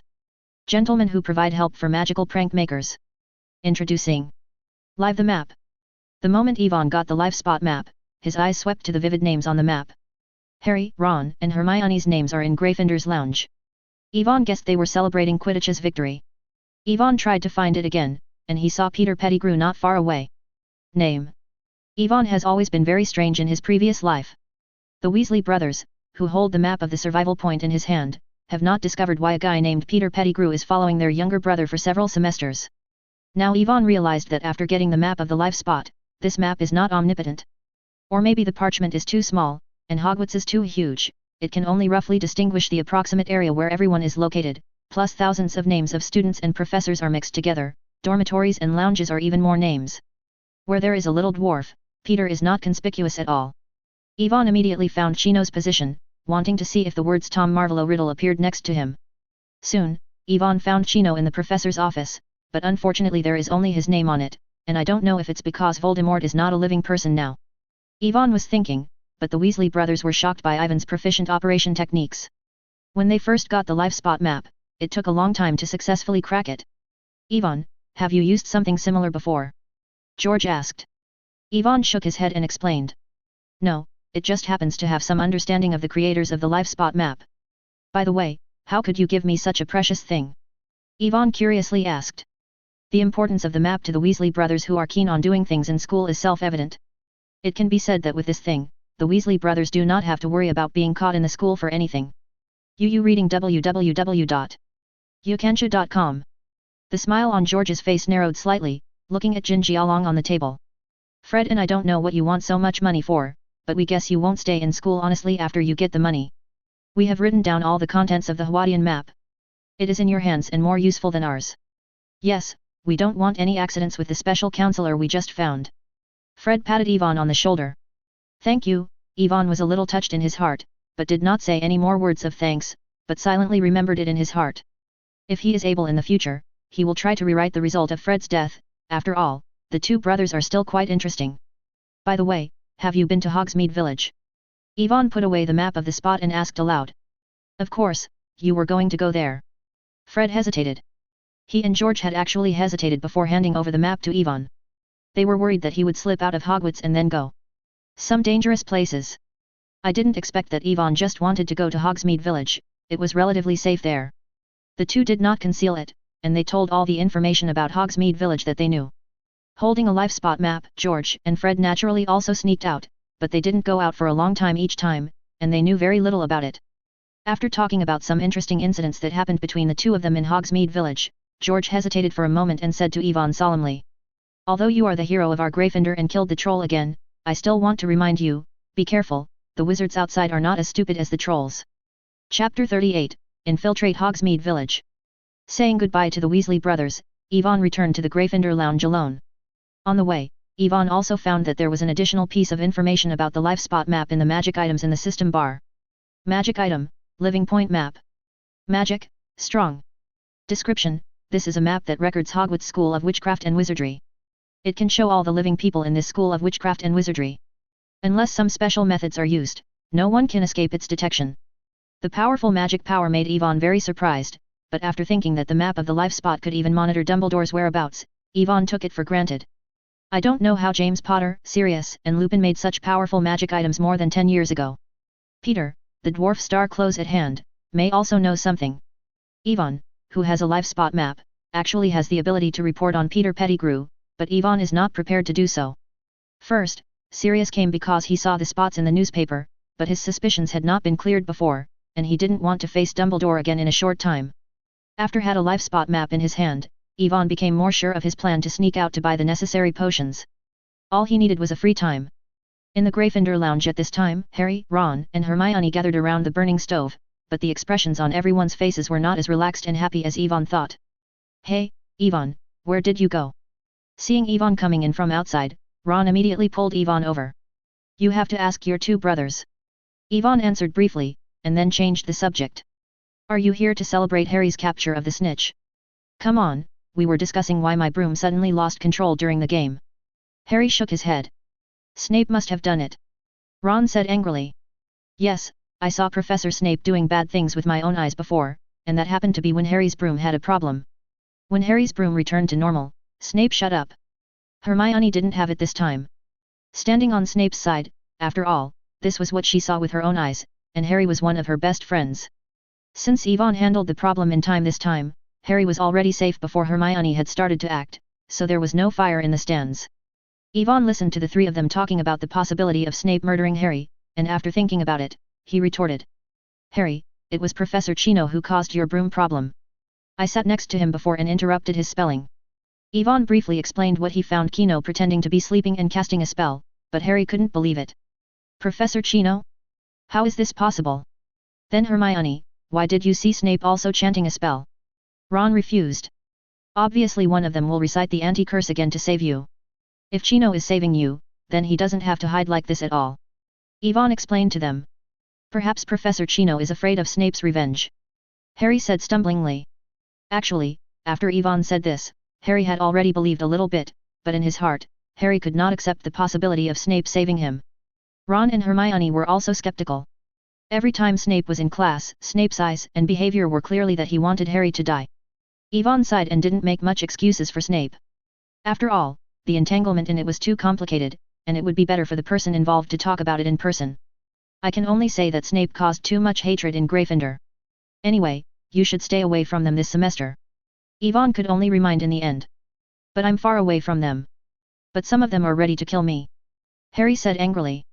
Since entering Hogwarts, he has been targeted by Snape, and now Chino also has he might be murdered, and Harry didn't understand why so many people wanted to deal with him. Everyone was relieved, and Harry gradually calmed down, and then several people told Yvonne the information they had obtained from Hagrid after the game, and Hermione finally concluded it. So, there must be someone between Snape and Chino who wants to sneak through the trapdoor guarded by the three-headed dog and find what Dumbledore is hiding inside. By the way, Yvonne, do you know Nicole LeMay? Hermione suddenly thought of a question they hadn't understood this afternoon. Yvonne hesitated for a moment, not knowing that because they shouldn't be told about the Philosopher's Stone at this time. Yvonne finally shook his head. Firstly, during the time he was making potions www.ntlnovel.com, the more stable the better. Secondly, rashly destroying Dumbledore's savior development plan may lead to very serious consequences. Yvonne doesn't want to was interviewed for the second time. Don't think his occlumency has been improved to the second level, but facing Dumbledore's contemplation is still far from enough. As for Kino, will he get the Sorcerer's Stone after this time difference? Yvonne is not worried. Because Dumbledore, the old slicker, hasn't put the Eris Mirror in yet, it will not be put in until Dumbledore is sure that Harry can pass the test of the Eris Mirror. Now Kino finds the Sorcerer's Stone, hell. Seeing Yvonne, I don't know who Nicole LeMay is. Hermione, Harry and others are a little disappointed, but they soon began to discuss the speculation. Yvonne is not interested in the Philosopher's Stone he can't get. He now only matters if Hagrid's dragon egg is cooked. Oh no, whether it has hatched. But from the perspective of time, maybe I haven't got it yet. Yvonne decided to prepare the potion materials first during this period of time.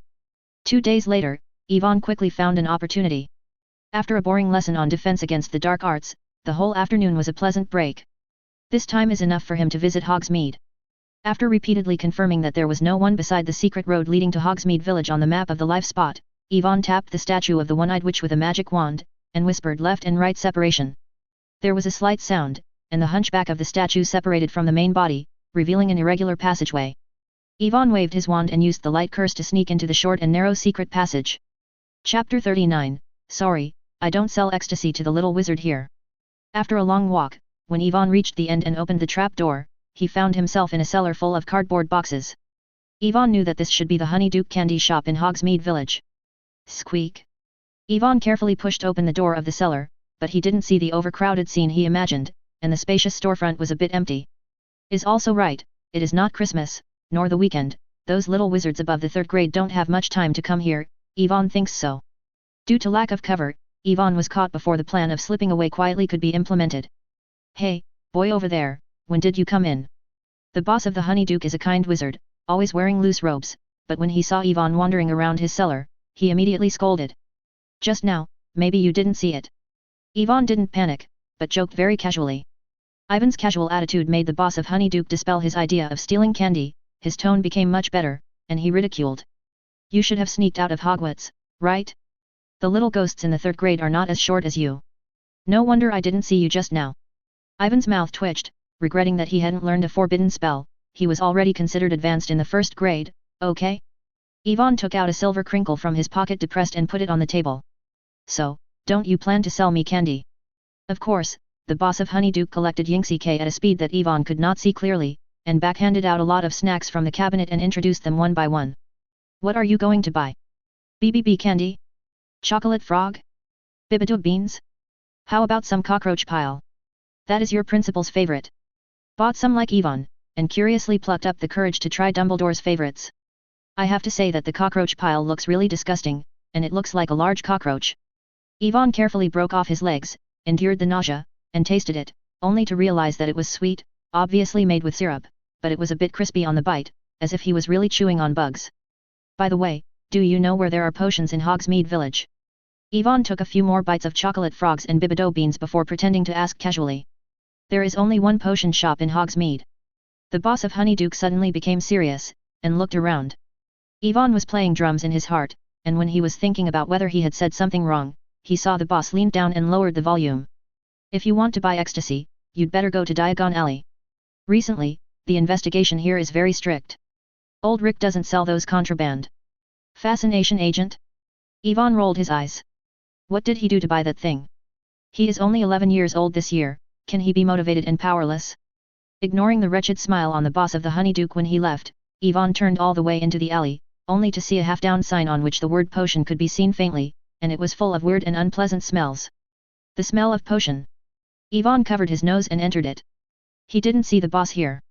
He could only faintly see green smoke and gas floating out of the room at the end. Just as Ivan was about to say something to attract the other's attention, he heard a voice coming out of the room. The basic potion materials are placed at the door, and the compound decoction and booster are in the cabinet next to it. In addition, the combination of ecstasy and vitality tonic is temporarily not sold to the little wizard who has not graduated. No amount of money. Ivan is already too lazy to complain about ecstasy. How many little wizards have come here to ask before answering so skillfully? Ivan consciously walked towards the place where the potion material was placed. Fortunately, his potions have been successfully upgraded to level 4 these days, and the materials needed to configure the blood fusion potions are quickly sorted out. It is inevitable that someone can guess the formula of the potion based on the materials he selected. Ivan also selected some unnecessary herbs, and made some adjustments in the quantity. After Ivan was selected, the old Rick wearing a patch coat opened the door, and there was a faint smell of potion on his body, which was what Ivan had smelled at the entrance of the store before. What do you buy so many materials for? Old Rick thought that Ivan was here to buy the enhancer, but he did not expect to pick a lot of materials. You have money. Practice your hands. Ivan took out 9 jinjialong and put them on the table. Old Rick stopped talking for an instant, and quietly collected the money, and then took out 12 silver xik and handed it to Ivan. Where are the fugu grass and hemolytic grass? Yifun took the remaining yinxik and asked aloud. Old Rick's face changed, he leaned down, his bloodshot eyes fixedly looked at Ivan, and it took a while to speak to Ivan. I don't know what weird formulas you found in the Hogwarts library, but I advise you not to try it at will. Both the boneweed and the hemolyzing weed are prohibited materials. Only a few high-level potions can be used. We'll use it. Yu reading www.yuyuganshu.com. What if I double jinjialong? Ivan asked. 1 ounce of pseudomonas, 3 golden gallons. 1 ounce of hemolysin, 2 golden gallons, 7 silver ck. Old Rick's eyes were full of sarcasm. After doubling. Ivan frowned. No, before that. Old Rick smiled. Why don't you grab it? Ivan almost blurted out, knowing that in Diagon Alley, 1 ounce of dragon liver costs 17 silver sikos, and the price of dragon blood is estimated to be similar. Even if there is dragon farming, the price has plummeted, but it is the top material after all. Why is a pseudomonas and hemolysin so expensive? I said, that is a contraband, and every time it is sold, there must be a corresponding record. Nowhere will it be sold to a little wizard like you. Old Rick could see that the little wizard in front of him did not have so many gold pluses. There was a lack of interest at once, but he still reminded him.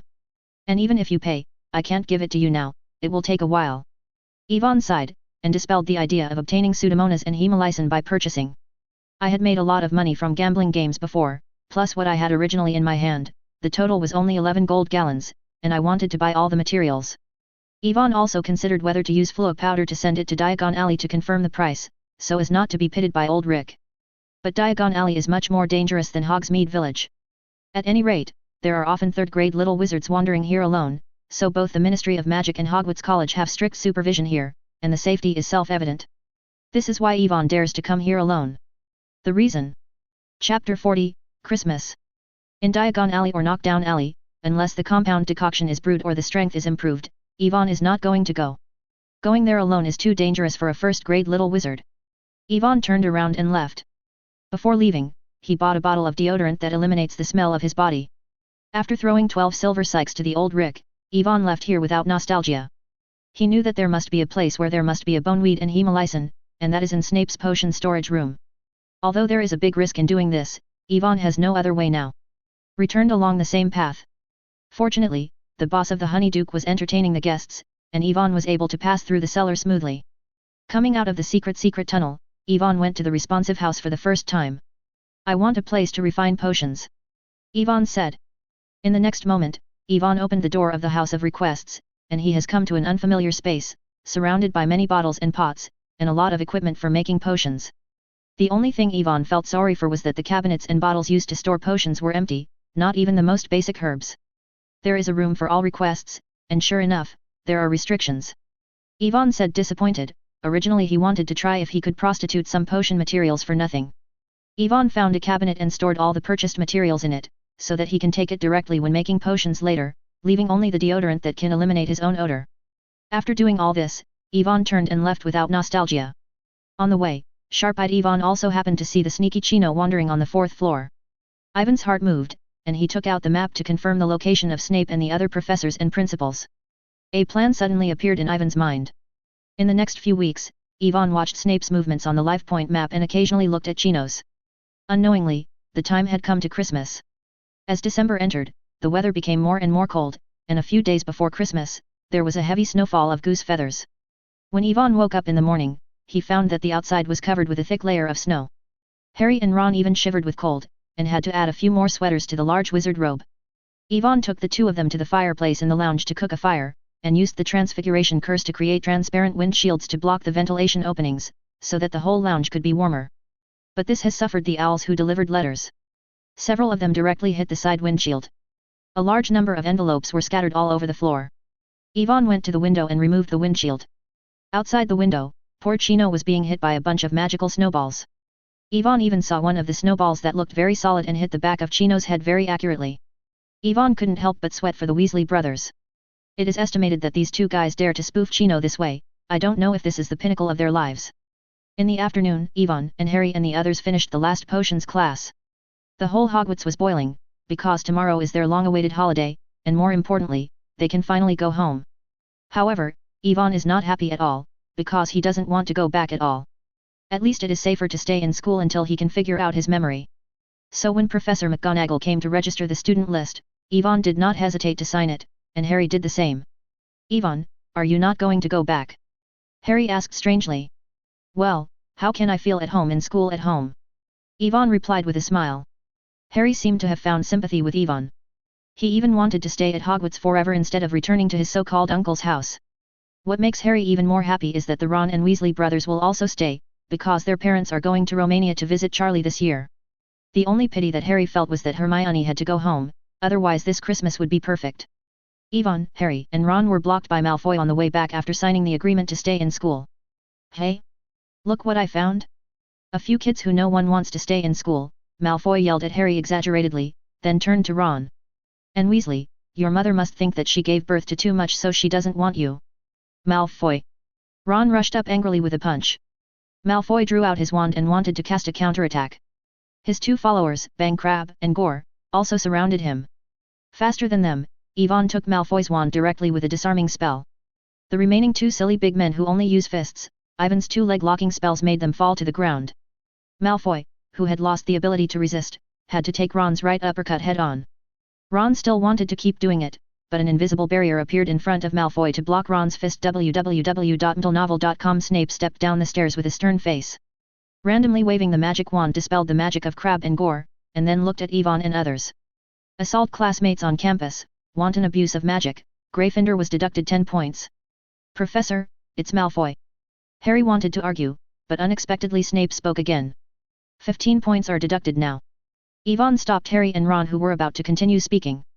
Judging from the fact that Snape waved his wand and dispelled his magic, it was not enough for the three of them to go together. Since he couldn't beat it, Snape was a professor again, and he would suffer no matter how much. Snape didn't embarrass Yvonne and the others anymore. After a slightly disappointed glance at Malfoy, he turned straight and left. Malfoy got up from the ground angrily, stared at Crabbe and Gore, who were easily resolved by Yvonne, followed behind Snape, and walked proudly from the side of the three, but their faces were a little swollen. Snape simply deliberately had trouble with us, asking me to say that Harry had a problem with your broom last time. Snape must have done it. Ron dissatisfied. At the end of this semester, Snape has deducted nearly 100% of our Gryffindor. Harry also nodded, agreeing with Ron's statement. Compared with Professor Chino, who is harmless to humans and animals, Nep is more likely. Yvonne didn't help Snape to explain again this time, because Snape was too capable of pulling hatred, even he was a little dissatisfied with Snape. But that's okay. Yvonne was still a little bit resistant to sneaking into Snape's potion storage room and stealing the bone weed, but now he doesn't think so much anymore. What is missing is just an opportunity. Chapter 41, Deathly Hallows and Gifts. A few days later, the time Yvonne was waiting for still did not appear, and Chino seemed to have become more cautious, and for several days there was no major movement. Yvonne had to focus on the coming Christmas first, preparing to prepare a Christmas gift for Harry and the others. Thanks to Yvonne, there was still a lot of gold left after purchasing the materials. As for the rest of the time, half of the time was spent in the library, and the other half was staying with the Weasley brothers. After they had relatively sufficient funds, they could not wait to start their own business, taking advantage of this holiday opportunity. Studied the production of magic items. Yvonne, of course, joined as a special advisor, and the production of magic items that hadn't grown since the beginning of the semester finally broke through to the first level. As a result of making magic items as an upgrade, Yvonne intends to give Ron his own work, a special set of wizard flags, as a Christmas gift, so that he can save some money. The reading notes he gave to Hermione were his own reading notes, which contained a lot of magic tricks he knew, which I believe the little witch would like. As for Harry's gift, Yvonne thought for a long time and didn't think of any special preferences he had. He simply gave him a small Christmas gift box. Just open the 4 little people inside and they will pop out and go around in circles. Sing a Merry Christmas song together. These 4 villains are Harry, Ron, Hermione, and Yvonne himself. On the side of the Weasley brothers, Yvonne gave a few fat tongue toffees, which he developed in advance by imitating their works in the original book. I hope the 2 brothers will feel surprise after eating them. At the same time, Yvonne is also looking forward to what gifts I can get tomorrow. One night passed quickly. On Christmas Day, Yvonne, who had just gotten up, saw Harry and Ron who were unpacking the gift box. Yvonne also joined in. As soon as I opened the first gift, Yvonne heard Ron beside him exclaimed excitedly. Gosh, this wizard banner is so cool. Yvonne, how did you do it? Ron would be playing around with the wizard flag he sent. These flags were all put on beautiful and gorgeous skins by Yvonne during the production process. The soldiers became various wizards in robes. The knights were replaced with unicorns and knight riders, as well as fire dragons. Of the advanced arms, the Red King was an old man with a white beard. Ron could tell that it was Dumbledore, but the Black King Ron could not. Although there are no changes in the various rules, but in terms of various configurations, this chess game is like a wizard's war. The battle scene is also blessed by Ivan's magic, and various light special effects continue. Ron liked it so much, but he still asked who was the opponent of the Red Dumbledore? Mysterious man. Ron thought of this possibility, then shivered. No, it's Greenwood. Yvonne explained. Who is that? Harry also leaned over at this time, because he heard Ron said the 3 words mysterious man. Don't you remember? Professor Dumbledore's greatest achievement, in addition to discovering the 12 uses of fire dragon blood, was defeating the dark wizard Grindelwald in 1945. Yvonne reminded. Harry also remembered at this time that he had once received a Dumbledore card, and it was indeed written like this. Afterwards, Harry also succeeded in dismantling the things Yvonne gave him. This gift that can jump out of the villain to play Christmas songs almost made him think that this must be the best gift to receive at Christmas. Until, he took out a silver grey color from the last package, a bit like a strange fabric flowing liquid. What is this? Harry touched it and asked curiously. This is an invisibility cloak. Yvonne took a glance, walked over with interest, looked at this legendary Deathly Hallows, and asked. Can I touch it? Of course. Harry handed the invisibility cloak to it, and Yvonne reached out and took it. At the same time, Yvonne noticed that there was more information about the invisibility cloak in his system magic inventory. Magic item, invisibility cloak, Death Hallows. Magic, very strong. Description, according to the legend, this is the Deathly Hallows made by the Death God's cloak as the material. It possesses unimaginable magical powers, allowing it to wear a concealed figure and escape detection. Isn't it just a permanent enhanced version of the Phantom spell? It is so exaggerated. Yvonne whispered. Judging from the performance in the original work, the 3 Hallows of Death is completely misplaced in Ivan's mind. Under the protection of the invisibility cloak, Harry, as the holder, will not only be noticed by Dumbledore, Snape, etc., but also be seen through by Moody's magic eyes, and will not even be able to escape the Dementor's detection. If he dies, the sacred artifacts are only of this extent. Reading www.yuyuganshu.com is too watery. The function of the resurrection stone is only to summon the souls of the deceased for communication, which does not fit the name of the resurrection stone at all. The only thing with a bit of a card is the old magic wand, which can provide the blessing of combat power for wizards of the level of Dumbledore and Voldemort, but as long as the holder experiences a defeat in a battle, the owner of the old magic wand will be replaced. Up! Ivan spit out while trying to put on his invisibility cloak. In Harry and Ron's eyes, Ivan just disappeared in front of them. Harry tried to reach Ivan's place and touched a thin film of water. At this time, Ivan, who was in the invisibility cloak, was also experiencing this wonderful feeling. A thin layer of invisibility cloak seemed to completely separate him from the outside world.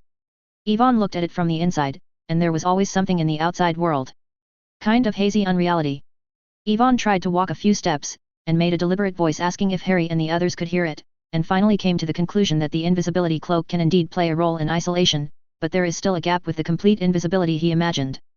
I don't know how to get a strong evaluation from the system. Is this the upper limit of this world? Very useful props.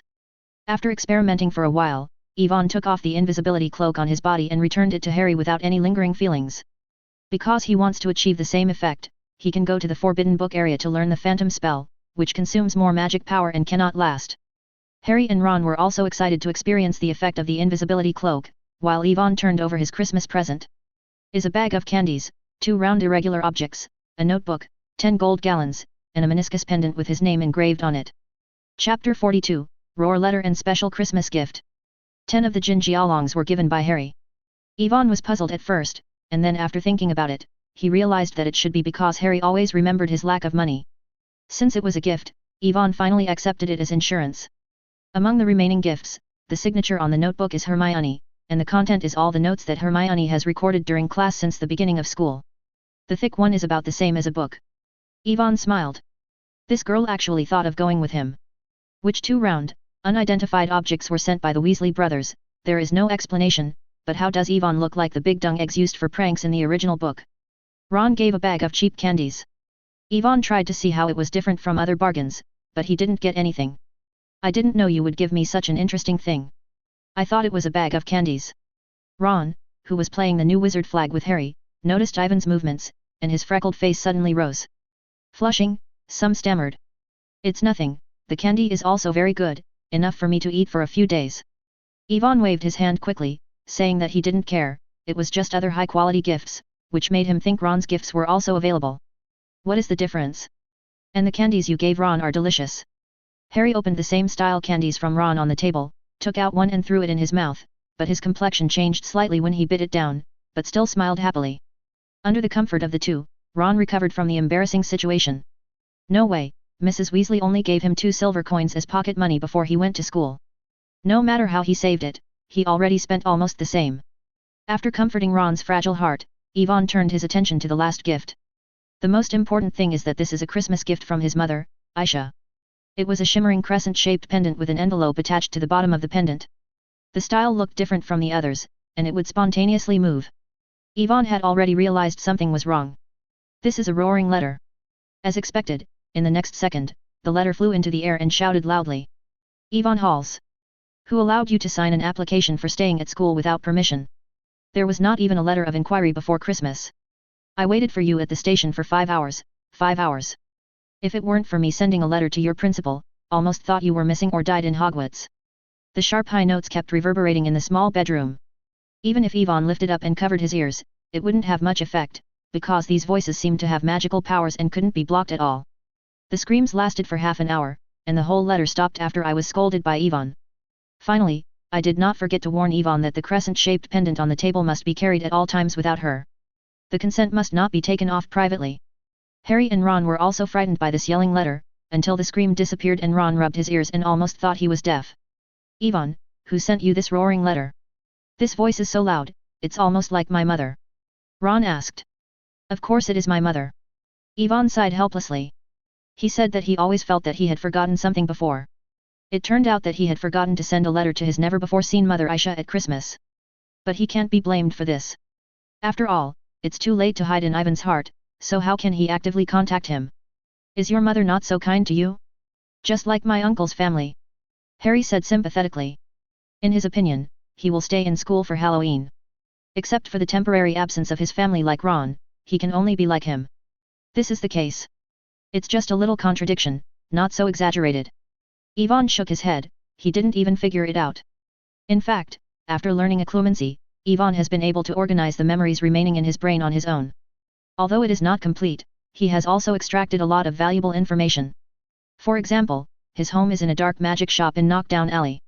The owner is his mother, Aisha Halls, who can survive the chaotic Knockoff Alley with a child and live well. There is no doubt about the ability of West Asia. In addition to the not-so-weak black magic skills, Asia will also make all kinds of powerful or weird black magic props. Yes, it's a black magic item, not a normal magic item. In the words of Aisha Halls, that is in Knockoff Alley, normal things can't be sold. Only by engaging in the deadly and cursed things can we survive. Ivan can also be regarded as knowing how to make the magic items that he brought with him in the beginning. www.mtlnovel.com. You can learn a lot of related knowledge just by touching your ears and eyes. As for his father, in Ivan's memory, Asia hardly ever mentioned it even once. Even if he was annoyed by his question, he only said that the reckless guy made himself stupid. And Ivan's memories of those friends of his mother Asia and others are not so clear in Ivan's mind.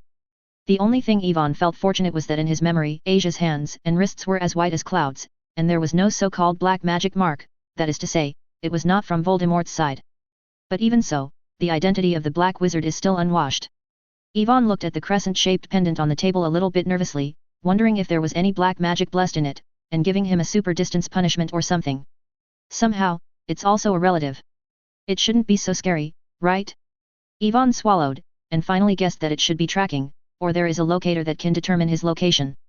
Ivan guessed so, then touched his hand and looked at the magic inventory of the system. Since knowing the usage, this inventory has long been used by Ivan as an authenticator. Magic item, Crescent Moon Pendant. Magic, strong. Description: this is a magical item made with a lot of precious metals. It can resist a deadly attack for the bearer, and it will automatically be destroyed when the magic power is exhausted. Note: only high-intensity lethal attacks can trigger its effects, and it contains more than magic power. Ivan stood silently in place for a long time, and finally sighed and hung the meniscus-shaped pendant around his neck. I don't know why, but he hopes that there is a black magic in it. Chapter 43, yes, Snape stole the potion himself. Acquiring a life-saving meniscus pendant did not relieve Ivan's anxiety. On the contrary, he strengthened the idea of brewing the bleeding veins and fusing potions at the fastest speed to improve his own strength, and his actions became more radical. Stand up. It's a pity that Chino has been behaving all his holidays. Just as Ivan was disappointed and ready to find another way, on the third day of school, Kino's name suddenly moved quickly on the map of the spot, and then disappeared into the Forbidden Forest. Maybe it's because what Chino is doing is unsightly, so his name basically doesn't overlap with anyone else on the life spot map, which means that only Ivan in the school knows where Chino has gone. And Ivan was even more pleased that Snape was not in his office at this time. The time had come. In a potions class a few days later, Snape's stern face seemed to be more gloomy. After the whole class, the little wizards in Gryffindor suffered one after another, even Hermione and there are no exceptions. Is Snape crazy? He deducted our Gryffindor 45 points in one class today. After class, Ron just walked out of Snape's basement and couldn't help complaining. Harry also nodded with lingering fear, and he deducted 10 points. Hermione was also very angry. After all, Snape's reason for deducting points today was too outrageous. She kindly helped Simo to correct her error today, but she did not expect that Snape would deduct 5 points for disturbing others. Ivan sighed. His situation was just the opposite. The reason for the deduction was to sit and watch the other students' wrong operations. Snape obviously used their Gryffindor students to vent his anger today. Ron said all the way cursingly. Hermione finally found an opportunity to tell the news that she had noticed. I heard that Snape's potion storage room was stolen, and a lot of precious materials were lost. Snape even threatened to search the entire Hogwarts in the 3rd grade class. I think Snape offends too many people on weekdays. Someone wants to retaliate against him. If Snape can be fair to Professor McGonagall in class, who would be fine to trouble him? Ron guessed Tau. Hermione and Harry also guessed together, but they didn't discuss any results. Ivan, what do you think? Hermione asked, seeing that Ivan had been silent, feeling a little strange. Maybe Snape did it himself. Ivan said casually. Snape? Harry and the three were at a loss. Why did Snape steal his potion? Oh, no, Snape doesn't need to steal it at all, okay? That was originally his potion storage room. Have you forgotten the trapdoor under the three-headed dog Norway? Someone has always wanted to pass it, and only Hagrid knows how to pass. Ivan didn't say it clearly but just mentioned it slightly. The compound decoction. Snape must have wanted to use the compound decoction to pretend to be someone Hagrid knew. It's a good deal of what he said. Hermione understood Ivan's meaning for the first time, and immediately guessed. Harry got excited too, because he saw Snape hurt on his thigh a few days ago. Snape must still consume a lot of materials to make potions to heal his injuries, but they could not be discovered by Dumbledore, so they pretended to be that these herbs were stolen. After all, although the potion storage room is located in Snape's office, it is strictly the property of Hogwarts. Most of the money spent on the purchase of potion materials is paid for by the school. Harry suddenly felt that he had seen the truth of the facts, and couldn't wait to share his thoughts with Yvonne, Hermione, and Ron. That must be the case, Harry, you are right. Let's go tell Professor Dumbledore now. Frustrate Snape's evil plan. Ron was instantly smashed, with a sense of responsibility and mission. Keep pouring in my heart. Yvonne was a little embarrassed, he didn't expect that he just said casually, Harry and others would be able to make up for it. I never knew you had such a rich imagination. Snape's low voice came from behind the four. Ron, who was full of excitement, immediately shook his spirits, and the flame in his heart was instantly extinguished. Teach, Professor. Harry turned his head hard and stammered. Hermione was also very scared, only Yvonne pretended to be scared, because he had said those words to Snape on purpose. Snape walked up to the four of them and slowly leaned down, looking at them with hollow eyes, and the hook-like nose almost poked Harry in the head. Harry's brain has even begun to imagine what terrifying means Snape will use to punish them. Is it the Forgotten Curse, or other evil curses, or death curses? After all, they discovered Snape's biggest secret. However, to Harry's expectation, Snape did not draw out his wand or throw them out of the window. Yu reading www.yuyuganshu.com only left a sentence. Gryffindor is deducted 10 points. After that, he left in a hurry. He let us go. Harry felt a little unbelievable. Didn't they deduct points? Yvonne reminded. We know his biggest secret. If you tell Professor Dumbledore, he will be done. Harry didn't even take the deduction of college points into consideration. It was not the first time he was deducted anyway. He has long been used to it. Snape just walked the way to the principal's office. Yvonne shook his head, knowing that Snape had gone to report to Dumbledore. And when did we know Snape's secret? Wasn't it just our guess? Anyone who wants to pass the three-headed dog Norway has an incentive to do so. I think Chino is quite doubtful. Yvonne said with a deep guess, touching his chin. Harry and the others were speechless. So what did you say about Snape first? They all guessed here, and finally Snape caught him. Yvonne, you must be hiding something from us. Hermione's amber eyes stared at Yvonne, trying to see something in his expression. Yeah, I just remembered that I had an extra cake at noon, and I didn't have time to tell you. Yvonne joked and turned the subject off, but in his heart he quietly apologized to the three of them.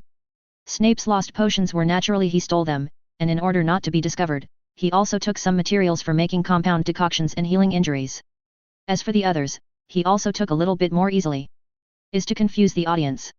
After all, if you don't consider his variables, the most likely thing you need now is Chino. Chapter 44, Let's Raise the Dragon. However, Snape was obviously a smart and suspicious person. He told him straightforwardly that it might attract suspicion, so Yvonne had to make a roundabout. Guided by him, let Harry and others guess it in another way, and finally pass it to Snape's ears to let him think about the correct way to deal with smart people. Actually, Yvonne didn't expect things to go so smoothly. At first he thought that Snape's potion storage room must be full of institutions. Who would have thought that there was nothing at all? Think about the second-year Hermione in the original book, who could steal the potion material for the compound decoction from Snape. Yvonne knew it in his mind, but Yvonne still used it afterwards to get rid of the odor. Snape's deodorant would not be sniffed out by Snape. Yvonne was thinking about it when Hermione suddenly grabbed Ivan's wrist and walked out. Hermione, where are you going? Harry wondered. Hermione turned her head back and forth. Of course I went to Hagrid. Whether someone stole Snape's potion, or Snape directed and acted himself, the easiest way to pass the three-headed dog Norway is to use the compound decoction to become Hagrid. People you know ask Hagrid directly. So we only need to ask Hagrid if anyone has asked him this way recently, and we can have clues for the next step. Harry said excitedly. Smart? Hermione nodded. Yvonne didn't have any comments either. It's okay to see Hagrid now, I don't know if he has got the dragon egg. The group of three quickly arrived in Hagrid's cabin. The difference was that smoke was billowing from the chimney above the fireplace. Hermione led the group and knocked on Hagrid's door as soon as they entered. I felt a wave of heat rushing over my face. Harry and Ron frowned uncomfortably, because it was too hot inside. Even if it is winter, it needs to be grilled, right? Only a minute after they came in, fine beads of sweat appeared on their foreheads. Yvonne was overjoyed and his eyes turned to the burning stove that was leaning against the wall. To be precise, looking at the big dark egg in the middle of the fire. Come on, let's have something to eat. Don't be polite. Hagrid enthusiastically brought a large bowl of rock cakes and some jerky on the table, but just sat down, and the position happened to be in front of the fireplace. The huge body directly blocked Ivan's vision. Hermione and Harry also noticed something was wrong with Hagrid. Their expressions and movements were a bit cramped compared to normal times. They would rather wipe sweat in a hot room than open the window. Hagrid, what did you do to make the room so hot? Ron complained dissatisfied. Nothing. The weather recently is too cold. Hagrid explained with a smile, and then quickly pushed the rock cake and jerky on the table to the side of a few people. Should you still have classes in the afternoon? Go home as soon as you're done. This made Hermione more and more suspicious, but now there are obviously more important things. Thinking of her purpose here, Hermione asked anxiously. Hagrid, we are here to ask you something. Snape's potion storage room was stolen. We suspect that the thief probably made a compound decoction to approach you and pretended to be someone you know. The Norwegian method, so has anyone I don't know recently wants you to inquire about Norway's intelligence. Hearing this news, Hagrid was also a little surprised, but he quickly recovered and muttered in a low voice. But who else but you? No one has asked like that. Hagrid said this with a stern expression, and glanced at a few people with suspicion. Hermione's words just reminded him. Now Hagrid doubts if they are fake, or why he is so interested in Norwegian affairs. Suddenly, Hagrid looked around, and realized that there seemed to be one missing person. Hey? Where's Yvonne? Hagrid asked strangely. Harry and the others were originally angry at Hagrid's suspicion of them, but at this time they also noticed that Yvonne, who was sitting behind him, was gone. Was surprised when I heard Ivan's voice coming from behind Hagrid. Is this the dragon egg? It doesn't look so pretty. Hagrid slammed suddenly, stood up abruptly, turned his head and looked behind him. Hermione and the others were able to see Yvonne standing next to the boiler through the gap in Hagrid's huge body, and the egg in the middle of the boiler, the size of their head. That's the dragon egg. Hagrid, where did you get this stuff? It must have cost you a lot of money. Ron recognized it at a glance, and he squeezed to Ivan's side with excitement, and Harry joined in too. Go up and watch this rare dragon egg. Only Hermione noticed the various books on the table, such as Raising Fire Dragons for Recreation and Profit, 12 Precautions for Dragon Raising, From Zero to the Master of Dragon Raising and so on. www.novel.com. Hagrid covered his face with his thickly calloused hands, knowing he couldn't keep it from now. Hagrid, privately keeping dragons in captivity is illegal. If someone finds out, you will have to be imprisoned in Azkaban. Although Hermione was also interested in dragon eggs, she had to remind her aloud. Don't worry, you won't be discovered. Hagrid said, patting his chest, I've long wanted to raise a dragon, and I know how to take care of them, so there will be no mistakes. However, Hermione was worried about this. After all, a dragon was too big and grew too fast. It would not take a month for Hagrid's cabin to burst. Hermione turned around anxiously and planned to persuade Hagrid with Yvonne, but unexpectedly heard Yvonne say excitedly before she spoke. After it is hatched, can I take care of it with you? Hagrid? I think this should be a Norwegian ridgeback. Hagrid was also a little surprised that Yvonne was able to distinguish the type of dragon when he saw the dragon egg. You must know that even after consulting various books, he knew that this was a Norwegian ridgeback. This means that Yvonne has a high knowledge of dragons. Of course, as long as the class is not delayed, but I have to remind you that this may be a little difficult. Hagrid nodded and agreed. Ivan's eager attitude made Hagrid find a friend. Feel. Yvonne had already known Hagrid's plan to raise a dragon, so he also read a lot of related books in advance, and had a certain understanding of breeding knowledge. The two immediately started discussing it like no one, but instead brought Harry and Ron. Hermione and the three put them aside. Chapter 45, Add fire to this dragon egg and it will be cooked. After exchanging half-hearted dragon training and dragon raising skills, Yvonne changed his words and even boldly guessed that raising the temperature might speed up the hatching speed of the dragon eggs. As soon as Yvonne finished speaking, he wanted to fill the boiler with a few firewood, and then a blazing flame, but this bold idea was quickly stopped by Hagrid. What a joke, the egg will be cooked no matter how hot it is. Yvonne, we are not here to discuss how to raise a dragon. Harry interrupted as the two seemed to be talking more and more vigorously. I'm here to raise a dragon. Yvonne silently murmured in his heart, but he still noticed Hermione's weird look at him, and then turned to Hagrid to change the subject. Hagrid, can you tell me how you got this dragon egg? Of course I won. I got it the other day when I played cards with a stranger in the tavern. To be honest, that person is probably eager to get rid of it. Hagrid's big face was full. It is a proud look. How many people can win the dragon egg at the poker table? What does that person look like? Are you interested in your three-headed dog, Norway? Hermione also realized that something was wrong at this time. It seems like this, but anyone would be interested? A big dog with 3 heads is not common. Hagrid tried hard to think about it. I drank some wine and told him that Norway loves listening to music. As long as I have this Norway, I can fall asleep. Hagrid said triumphantly. Just as soon as he finished speaking, Hagrid immediately realized that something was wrong. He seemed to expose something extraordinary. Who is that person? Harry asked hurriedly. Hagrid realized that the situation was urgent at this time, so he tried to recall. I don't know. The man was wearing a black cloak and he couldn't see his face clearly. Besides, I drank some wine. I only remember that his voice was a little hoarse, not like a normal person. That is definitely Snape, maybe Chino, they must be doing something shameful. Ron is now more and more sure that their previous guess in the hallway is correct, and Snape has just poured in his heart. The extinct blood ignited again. Is it related to the Nicolamay you talked about last time? Harry guessed, and finally asked. Hagrid, can you tell us what is hidden under the trapdoor? Hermione also stared at Hagrid curiously. She has searched the Hogwarts library these days, and has searched well-known people in the past 200 years, but she has not found anything about Nicolamay. News. Hagrid is resolutely unwilling to reveal the slightest bit of relevant news this time, only saying that this is not something they should take care of, and he will tell Dumbledore about his mistake, even if he will be punished for it. It's the Philosopher's Stone. Yvonne, who had been silent for a long time, suddenly said. How did you know it was the Sorcerer's Stone? Hagrid said in shock. This time he obviously didn't say anything. However, Hagrid didn't know, but his words confirmed the authenticity of Ivan's words. The Sorcerer's Stone? What is it? What does it do? How did you know, Yvonne? Harry asked hurriedly. That was what I saw when I was making a wizard flag and looking at the professor's profile. Harry, do you remember the last sentence on the card you got about Professor Dumbledore? He and his partner Nicolamay are very effective in alchemy. The Philosopher's Stone was developed by the famous alchemist Nicolamay. Yvonne explained one by one. Since Harry and the others have already gotten the news of passing the 3-headed dog Norway from Hagrid, Yvonne felt that there was nothing to conceal about the Philosopher's Stone. Anyway, Harry could find it in a few days.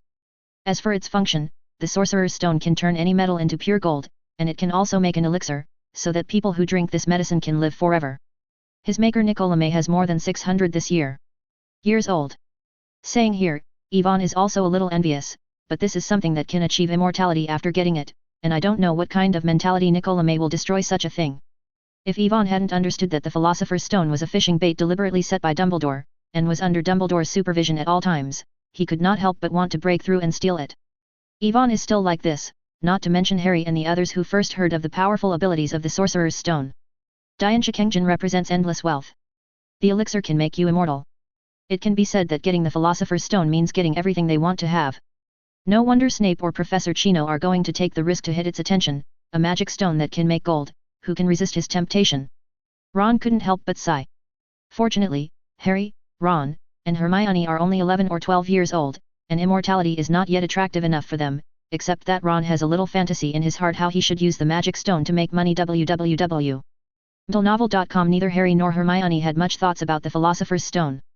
Listen, the Philosopher's Stone has nothing to do with you, Dumbledore will take care of it.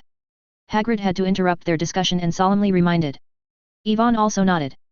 Even though the obstacles set up by the professors in the original book are just like playing house, it is fine to stop the students of Hogwarts, but not for those powerful adult wizards. The effect of the slightest blocking. But Dumbledore's magic on the Eris Mirror is still very powerful. Only those who do not want to get the Philosopher's Stone and can restrain the desires deep in their hearts can get the hidden treasures in the Eris Mirror. In other words, if it weren't for Harry to send them to the door, even if Kino and Voldemort stayed there for a few days and nights, and exploded the Eris Mirror, they wouldn't be able to get what they wanted. It's a pity that Yvonne knew in his heart that Harry and Ron didn't know the news. They only felt that the Philosopher's Stone hidden under the trapdoor might be taken away by the bad guys at any time. They had to do something. In the end, the sensible Hermione proposed to go to Professor Dumbledore, tell him the whole story, and let Dumbledore make the decision. Yvonne originally just wanted to be a melon-eating crowd and listen to their discussion, but the more I listened, the more I felt something was wrong. Go to the principal's office to find Dumbledore? No. He didn't want to go. I think there seems to be something wrong with the cake I ate at noon. Ivan's complexion suddenly changed, and he covered his stomach with his right hand. It is a pity that before Yvonne can show off his acting skills, he was dragged away by the passionate Harry and Ron. This is about the Philosopher's Stone. It may affect the entire school. If you have a bad stomach, you can put it away first. Chapter 46, This is so touching. Before leaving, Hermione also asked Hagrid for a password to the principal's office.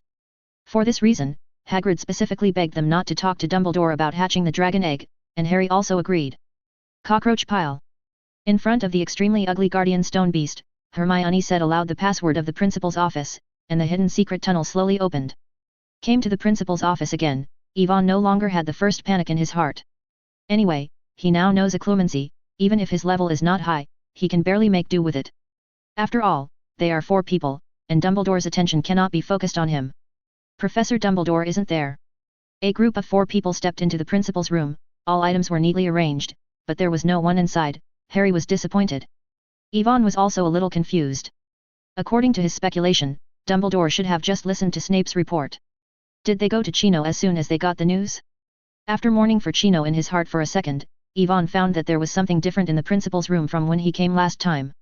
There is also a huge mirror that can reach the ceiling, with gorgeous golden patterns on the surrounding frame, and a line of characters can be seen on the top, and the bottom is supported by 2 claw-shaped feet.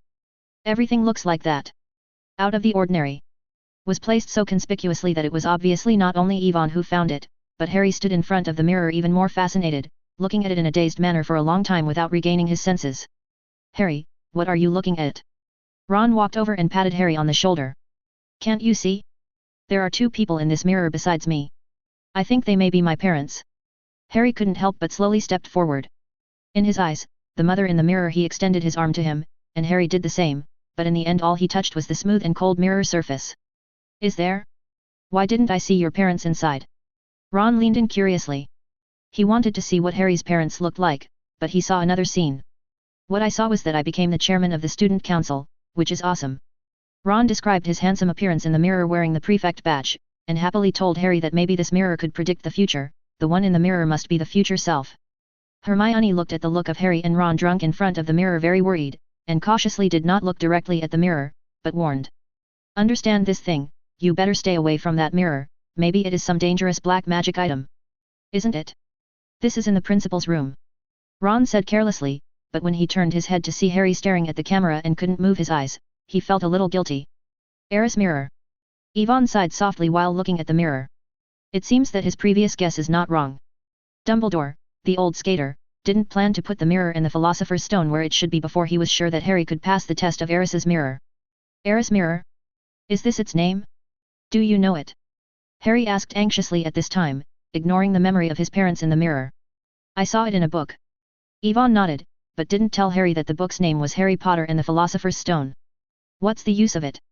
Why can't I see my parents inside? Harry asked eagerly. Can I predict the future or something? I will definitely be the superior in the future, right? Ron also looked at Ivan expectantly. Harry didn't believe Ron's statement. After all, his parents were dead. If this mirror could predict the future, wouldn't they all be resurrected in the future? The function of the mirror of Eris is to evoke the most sincere desire deep down in people's hearts, which means that you will see what you want most. Ivan shook his head and rejected Ron's guess, explaining Tao. Harry and Ron were a little disappointed, which meant that what they saw was fake, but they just figured it out in their hearts. However, the 2 soon cheered up again, urging Ivan and Hermione to go to the mirror of Eris to see what his wish was. Ivan hesitated a little, but Hermione stepped forward first. After learning about the use of Eris's magic mirror, she also wanted to see what would appear in the mirror. Hermione, what did you see? Ivan asked. It seems, this is just an ordinary mirror. Hermione looked at herself reflected in the mirror in confusion. It seemed that there was no difference, just like she usually looks in the mirror. When Harry and the others were wondering if the mirror was broken, they heard Hermione say suddenly. No, there seems to be a change. Ivan looked over curiously, and saw Hermione blushing cheeks happily. My front teeth are a little shorter in the mirror, it should look better. What's the most eager thing for this? Harry and Ron were speechless for a while. They were even more receptive to seeing a few bags of snacks in the mirror. Hermione didn't think so, she was very satisfied when she looked at the mirror. Anyway, this is what she wants now, and she doesn't change it for the Philosopher's Stone. Yu reading www.yuyuganshu.com. Actually, I think you look pretty now. Ivan laughed blankly. He didn't expect that what Hermione wanted most now would be the restoration of the incisors, which was a bit longer and quite cute. Really? Hermione suddenly became happy, her face that was already flushing red seemed to deepen. Harry and Ron faintly felt that the atmosphere on the scene was a bit wrong, as if the 2 of them were superfluous, and hurriedly urged. Ivan, go up and have a look. Yet, we are all curious, what will you see? Yvonne nodded, raised a little interest, and walked to where Harry had let it out, and looked in the mirror. Yvonne thought he would be seeing Dumbledore punching Dumbledore and kicking Voldemort in the future, but unfortunately none of these. In the mirror is a small living room with an ordinary family of 3. Standing in the middle is a boy less than 20, who looks nothing like Yvonne now. The boy was ruddy and lively, and he was holding a dazzling college admission letter in his hand. The parents happily gathered around the boy and said something. Yvonne could not hear the sound, but he could see that they should be very happy. This is a picture Yvonne has never seen before. He always thought that before he crossed his life, there were only white wards, the sad faces of his parents and the smell of disinfectant. Yvonne, what do you see in the mirror? Harry noticed that Ivan's eye sockets seemed a little wet, and patted him lightly. Yvonne then came back to his senses, wiped his eyes, and said briskly to the two of them. I just saw that after a long period of hard work, I finally became the Minister of Magic after graduation. This is really touching. Chapter 47, Professor, what is your morals? Facing Yvonne who can touch him, Ron doesn't know what to say. Harry also wanted to spit out what was so touching, but seeing Ivan's sincere expression, he swallowed the words that came to his mouth abruptly. At this moment, an old and steady voice suddenly rang in everyone's ears. It's not ashamed to face the pain. Halls. This is Dumbledore's voice. Yvonne heard it instantly. The occupational technique power was turned on in the next second. At the same time, he spent 100 academic points to activate the SWIBA experience card mode, which gave him a sense of security. Go with. At the door of the principal's room, Dumbledore, with white hair and beard, stood there quietly for unknown time. Professor. Harry was surprised, and then he became a little nervous because they had used the magic mirror without consent. Dumbledore was not looking at them. Instead, he looked at the mirror of Eris. Yvonne couldn't see any clues from the reflection of Dumbledore's eyes, only knowing that he had seen it for a while before regaining his senses. Dumbledore stepped forward and stroked Harry's head with his hand, then looked at Yvonne. What Halls just said is correct. This is the mirror of Eris, which allows us to see the most urgent and strongest desire deep in our hearts. In the past, many people were lost in front of these false illusions. Over time, they are even obsessed with it, because they don't know whether everything in the mirror is real or whether it is possible to achieve. I don't want you to be like them. Dumbledore added. Halls, do you mind telling me what you see in the mirror? Dumbledore asked suddenly. Yvonne hesitated for a while, thinking of some excuse to fool the past, but finally hesitated for a while and told the truth. Family. Yeah, I should have thought of it. Dumbledore whispered, seemingly moved. Professor, what do you see in the mirror of Eris? Yvonne asked quickly without daring to make Dumbledore think for too long. I saw myself holding a pair of thick woolen socks. Dumbledore said. There are never enough socks. Dumbledore continued. I thought I could receive a few pairs at Christmas, but unfortunately they didn't. They insisted on sending me books. Yvonne curled his lips. Although he understood that Dumbledore used wool socks as a metaphor for family affection, he couldn't help but spit out in his heart. Who just said to face the pain? Professor, what is your morals? After delaying the work of this meeting, Harry also woke up from the excitement and dissatisfaction of seeing his parents in the magic mirror, remembering what he had come for, and interrupted anxiously. Professor, we are here to report to you. A few days ago, a mysterious man in a black robe got away to pass through Norway from Hagrid. He probably wanted to go through the trapdoor and steal what you put underneath. Magic stone. Harry finished speaking in one breath, and felt that this was not enough to win the letter, so he controlled his broomstick during the Quidditch game, and told him about Snape's calf injury after Halloween. Ron and Hermione also added details on the side. It was just a momentary rush, and it was inevitable that they were a little confused. Don't worry, you can sit down and speak slowly. Dumbledore seemed to have known it, and was not surprised at this. He waved his wand and deformed 4 chairs, beckoning them to sit down. Harry and the others nodded, and after a few people sat down, Dumbledore asked. Can you tell me first, where did you learn about the Sorcerer's Stone? Isn't the clue you left behind? Yvonne murmured in his heart, but Harry and the others said something that shouldn't be said, and they said it first before they spoke. We learned from Hagrid that the thing hidden under the trapdoor was related to a man named Nicole LeMay, and then we found out that he was the maker of the Sorcerer's Stone. Then who do you think would do this kind of thing? Dumbledore nodded, agreeing with Ivan's explanation. We suspect it's Snape. Or Professor Chino might also. Harry said hurriedly. Dumbledore did not reply this time, but fell into a long period of contemplation. Professor, don't you believe us? Ron asked eagerly. No, of course I believe you.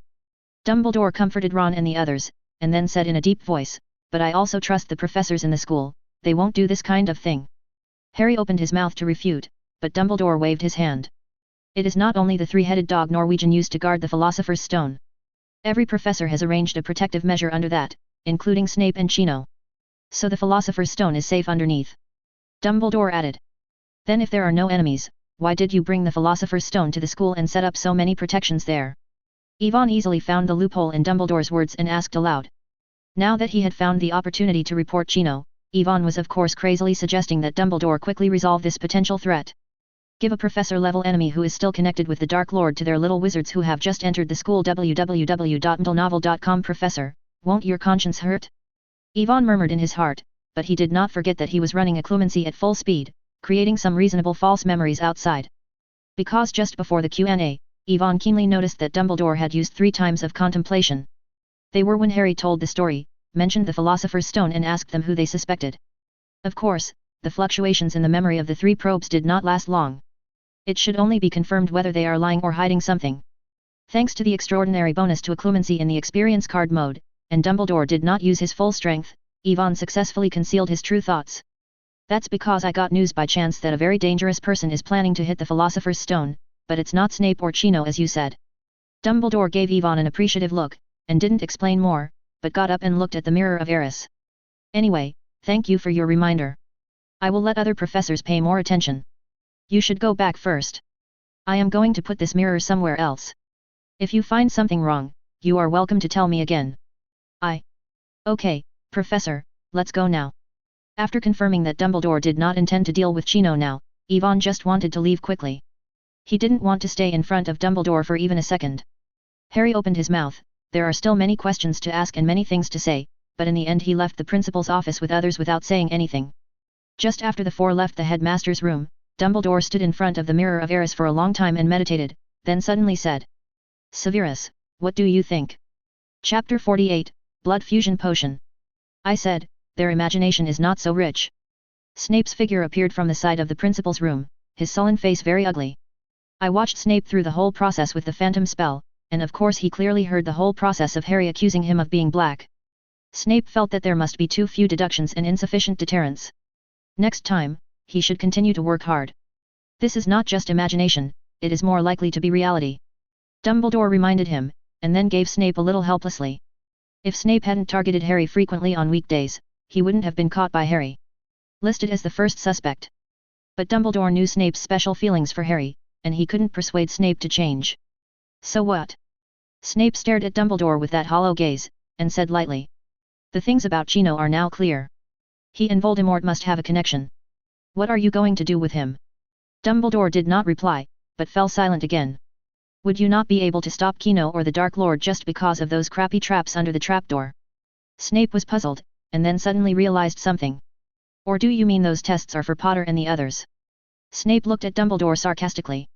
Let a few first-year little wizards go through numerous levels to face and defeat the Dark Lord? Ah, what a great adventure! Snape's tone became more and more angry. He wondered if Dumbledore had read too many biographical novels recently, or had Alzheimer's, or how could he have such an absurd idea? Severus. Dumbledore interrupted Snape's words. You should know that I can't protect Harry all the time, all proper growth is necessary. At least now I still have the ability to control the danger within a controllable range. Said that Dumbledore paused here, and his face was a little more vicissitudes of life. I'm old, I can feel my strength is gradually declining, and Tom is different, although he is very weak now, but as long as he does not die, one day he will regain his strength and even become stronger. If we don't find a way for him to resist death, then we can't do anything. Within the controllable range? That's Voldemort. Snape asked word by word. Although it was clear that Dumbledore was telling the truth, he couldn't accept it in his heart. It is true that Harry's body has a protective magic set by Lily, so that Voldemort cannot touch or even directly harm Harry.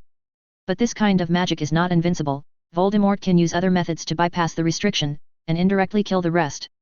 Apart from anything else, you can burn Harry with ashes without leaving. Nothing is absolutely safe. Severus, you should be clear about the content of the prediction. We must prepare for the worst. Dumbledore insisted. You don't think you will survive that day, so you pin your hopes on Septima Victor's fable of the mad woman? With the help of the Philosopher's Stone, you can definitely live forever. Snape looked at Dumbledore disappointedly, unable to understand why the so-called greatest white wizard of the century put his hopes on an 11-year-old child. It was obvious that the Philosopher's Stone was here now, and immortality was within reach. Dumbledore. Leto has enough time to deal with this matter. Sometimes it's not always a good thing to be alive. Dumbledore looked away from the Eris mirror and turned to Snape. And I also said that it was in the worst case, maybe it would go well or maybe. Dumbledore said in a relaxed tone, but his frowned brows did not loosen. After all, the scene that happened 11 years ago was the best proof of the prophecy. He couldn't help but believe it, which was why he was anxious to train Harry. I just hope that you still remember the agreement between us. After Snape finished speaking, with a gloomy expression, he turned and walked out of the principal's room. Even if Dumbledore is unwilling to act, he has to do something within his power. For example, go to warn Chino. Yvonne, who came out of the principal's room, didn't know that there was another conversation going on inside. Yvonne, who was not going to waste his student status, took advantage of the time left and found a reason to distract Harry and the others to the potion storage room in the responsive room alone to make the blood fusion potion. Although there is still a lack of the most important drug guide, it takes a long time to make the potion itself, so Yvonne can only prepare first. Dried nettle, black veratrum petals, buckthorn, black bat horny. Yvonne took out the potion materials prepared in advance from the cabinet in the storage room, and then put the potion materials into the cauldron according to the steps, and then cooked them according to the method given by the system. Grinding, proportioning, stirring. Under the condition that the speed of the brain is increased by 100-fold, UU reading www.uuganshu.com. Ivan's movement process is extremely standard, it is not like the first time to cook, and there is no omission from beginning to end. Yvonne also understands why only level 4 potions are needed in the state of the Swiba experience card to brew high-level potions that originally required level 6 potions to make. The improvement of this state is indeed very powerful. A large number of precious herbs were added to the cauldron by Yvonne, and the things that were cooked were chaotic, a little grey, with a faint strong pungent smell. But this was also what Yvonne had expected. The next thing I need to do is to wait for a while until the potion in the cauldron slowly becomes transparent like water, which proves that it has been more than half successful. The last thing is to add dragon blood to it, even if it is done. Remaining time, 11 minutes and 9 seconds. It took about 30 minutes. Yvonne glanced at the remaining time of the experience card in the system bar. The speed of making potions was much faster than he estimated. He was already prepared to spend 100 grade points. In the remaining 11 minutes, Yvonne practiced unrestricted field magic such as the Transfiguration Curse and the Levitating Curse, and raised the Transformation Curse to a level close to level 4 before the end of the time. Only then did Yvonne leave the House of Requests with satisfaction. Walking in the corridors of Hogwarts, Yvonne was hesitating whether to go to the library or the dormitory, but unexpectedly saw two familiar figures, but their tongues were several times larger than usual. You can't close your mouth. George? Fred. Looking at the funny faces of the two, Yvonne wanted to laugh somehow, but then suddenly remembered that he had given them 2 fat-tongue toffees at Christmas. So should it be your own pot? Or else, run away first? Chapter 49, Your Snape's potion was stolen. What's up with Chino? However, it was obviously too late to leave, and George and Fred rushed up the moment they saw Yvonne. What went beyond Ivan's expectation was that the Weasley brothers did not intend to fight him, but George was excited and gestured in front of him with his tongue out. Ah! I'm sorry, the fat-tongue toffee is just a joke, do you want me to cure you? Yvonne shrugged and said that he didn't understand what George said, but he still drew out his wand. No need, this gift is great. Fred shook his head quickly, his condition was better than George's. Although what he said was vague, Yvonne could barely understand it. We knew its usage when we received it. George couldn't speak, he could only use his magic wand to sort out a few words in the air. Then you still eat? Yvonne asked strangely. Of course we have to try something so interesting, and we can also escape a magic history lesson by the way. Fred said with a grin. The enlarged tongue did not seem to cause any hindrance to the Weasley brothers, but they were still enjoying it, and found it very interesting. Is it called Fat Tongue Toffee? Very good name, we intend to use it as one of the flagship products of the Joke Toy Store. It is really the best decision to let you be our special consultant. Use magic to write in the air, George has already played very slippery, and it doesn't feel difficult to continuously display this large paragraph. By the way, Yvonne, did you receive the gift we gave you? Fred asked. Is it this? Yvonne took out 2 circular irregular objects from the wizard's robe. In order to facilitate carrying, Yvonne had used the reduction spell to make these 2 objects only the size of a thumb. I haven't figured out how to use it yet, what exactly did you put in it? Yvonne said to the 2 of them. That's a big dung egg. We have newly developed it. The usage is very simple. Just throw it at the person you hate. After being hit, it will explode and spray on the other person. The smell will last at least a whole day. Fred smiled slyly, but his tongue sounded a little strange. Isn't it true, that Ivan suddenly felt that the big dung egg on his hand was very hot, and almost didn't throw it away because it was so disgusting.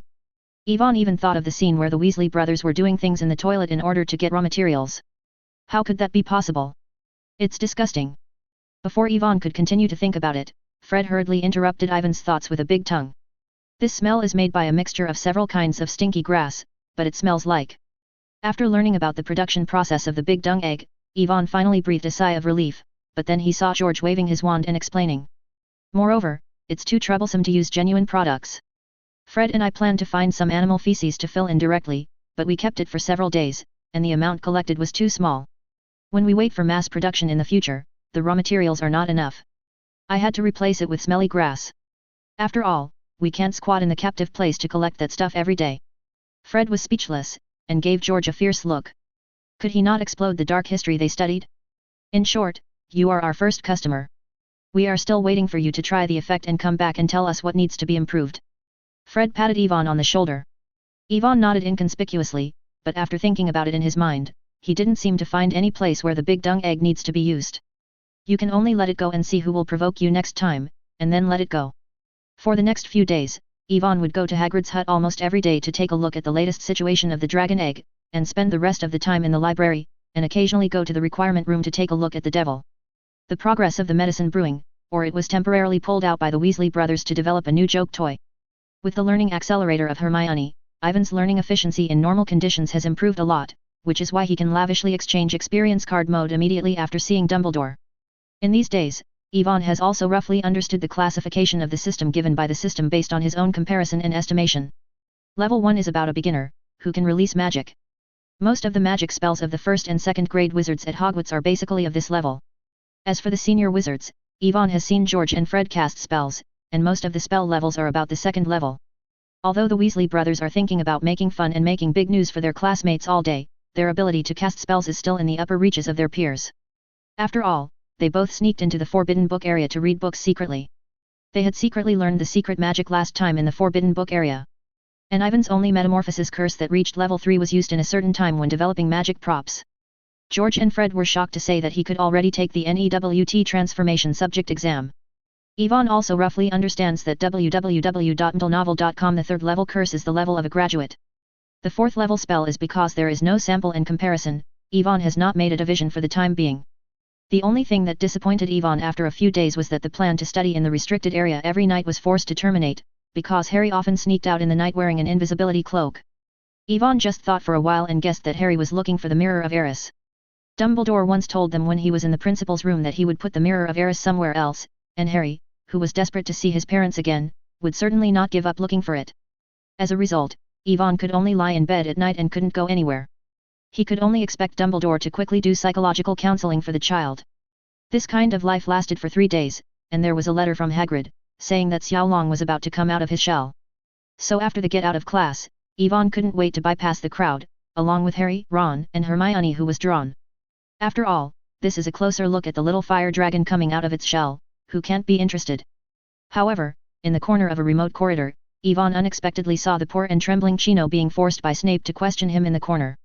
You better be honest, what do you want to sneak into my potion storage room? Who instigated you to do this?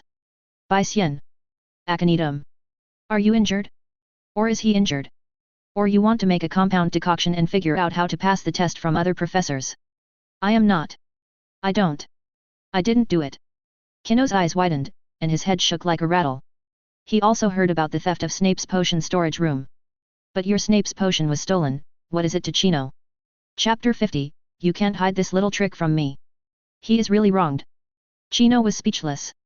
With his acting skills and strength, he didn't need to rely on this extremely dangerous method to find a way to crack those organs. But looking at Snape's angry appearance, Chino knew that the other party must have solid evidence to find him. But he really didn't do this. Which wanted to murder him. Chino's mind flashed through the wizards who had a bad relationship with him, but these people were not at Hogwarts at all, and it was unlikely that they would go all the way here to frame him. Chino could only think that he was too unlucky. He happened to encounter a dead little wizard stealing the potion, and then he was suspected by Snape because of his abnormal behavior before. I'm so hard. Chino wanted to cry without tears, even though he was very frustrated in his heart, he did not dare to break out. He could only put on a weak expression as best as he could, and said tremblingly. Severus, the theft of the potion really has nothing to do with me. I can swear. Really? Where did you go in the afternoon of the third day of school? I asked. No one has seen you. Snape squinted his eyes, staring hollowly into Kino's eyes. Kino was speechless for a while. He couldn't say that he sneaked into the Forbidden Forest that afternoon in an attempt to hunt the unicorn to restore the power of the Dark Lord, right? I always stayed in the office that day. Kino could only kill himself in desperation and never went out for a whole day. A student went to your office that day, and you weren't there at all. Snape asked. Maybe I went to the bathroom temporarily. Kino stammered, looking for a reason, but before he finished speaking, he suddenly realized that the Snape was deliberately blowing himself up. Judging from his reputation for falling to the bottom at Hogwarts, no student would come to him. Your little tricks can't hide from me. A smile cracked from the corner of Snape's mouth, and it was even more certain that Kino was the one who stole the potion library. Chino's face flushed and he almost couldn't help yelling. The trick of God TM, he has never stolen a potion, he hasn't even touched it. All he did was to help the Dark Lord resurrect. Who has time to steal that potion? It's not that he has no money, and he lacks materials, so he can't buy it himself. However, the thousands of sufferings of Chino can only be held in his heart, because he can't explain his whereabouts, he can only try to pretend to be weak, innocent and trembling to win sympathy, although this is for Snee generally speaking, it doesn't make any difference. Just as Snape was about to continue to torture, he keenly noticed that someone was eavesdropping on the conversation, so he had to hurriedly warn him to make Chino figure out who he was working for and then decisively turned and left. Yvonne, hiding in the dark, almost laughed out loud. He didn't expect that he was just a whim of throwing the pot, and he actually pitied Chino so badly. Harry and others waited until Snape and Kino left before they walked out of the corner. Kino really stole Snape's potion, how is this possible? Harry couldn't believe it. Although Yvonne had mentioned this possibility to him a long time ago, Harry has always been reluctant to believe it. After all, Professor Chino is timid, he is a well-known good guy in the school, and occasionally a little wizard teaches him tricks. Nodo can't get angry, or Chino doesn't have the ability to manage. How could someone like this steal Snape's potion? But Harry heard the conversation between Snape and Kino very clearly. On the day Snape lost the potion, Kino's whereabouts were unknown, and he had been lying in the office forever. How he looked suspicious. Follow them, Professor Dumbledore will take care of it. Let's go to Hagrid to see if the dragon comes out of the shell. Yvonne no longer has the idea of staying here. For him, the dragon that is about to hatch is the most important thing. Yvonne, I didn't know you actually like dragons so much. Hermione vomited. She felt that Ivan's enthusiasm for dragons was about to surpass Hagrid. That's a dragon. The top magical creature in the magic world. Yvonne explained, but the latter part of the words did not say it. As long as he obtains the dragon blood, he can complete the blood fusion potion and improve his talents. He initially has the ability to protect himself in the magical world, and he can be a little emboldened when he returns home at the end of the term. Before leaving, Yvonne also solemnly reminded Ron that it is best not to discuss anything about dragons along the way, so as not to be heard by others. He didn't want to see Malfoy and Hagrid like the original. The four of them came all the way to Hagrid's hut. Hagrid welcomed them with far more enthusiasm than before. It can be seen that he is very happy today. The doors and windows in the hut were all sealed.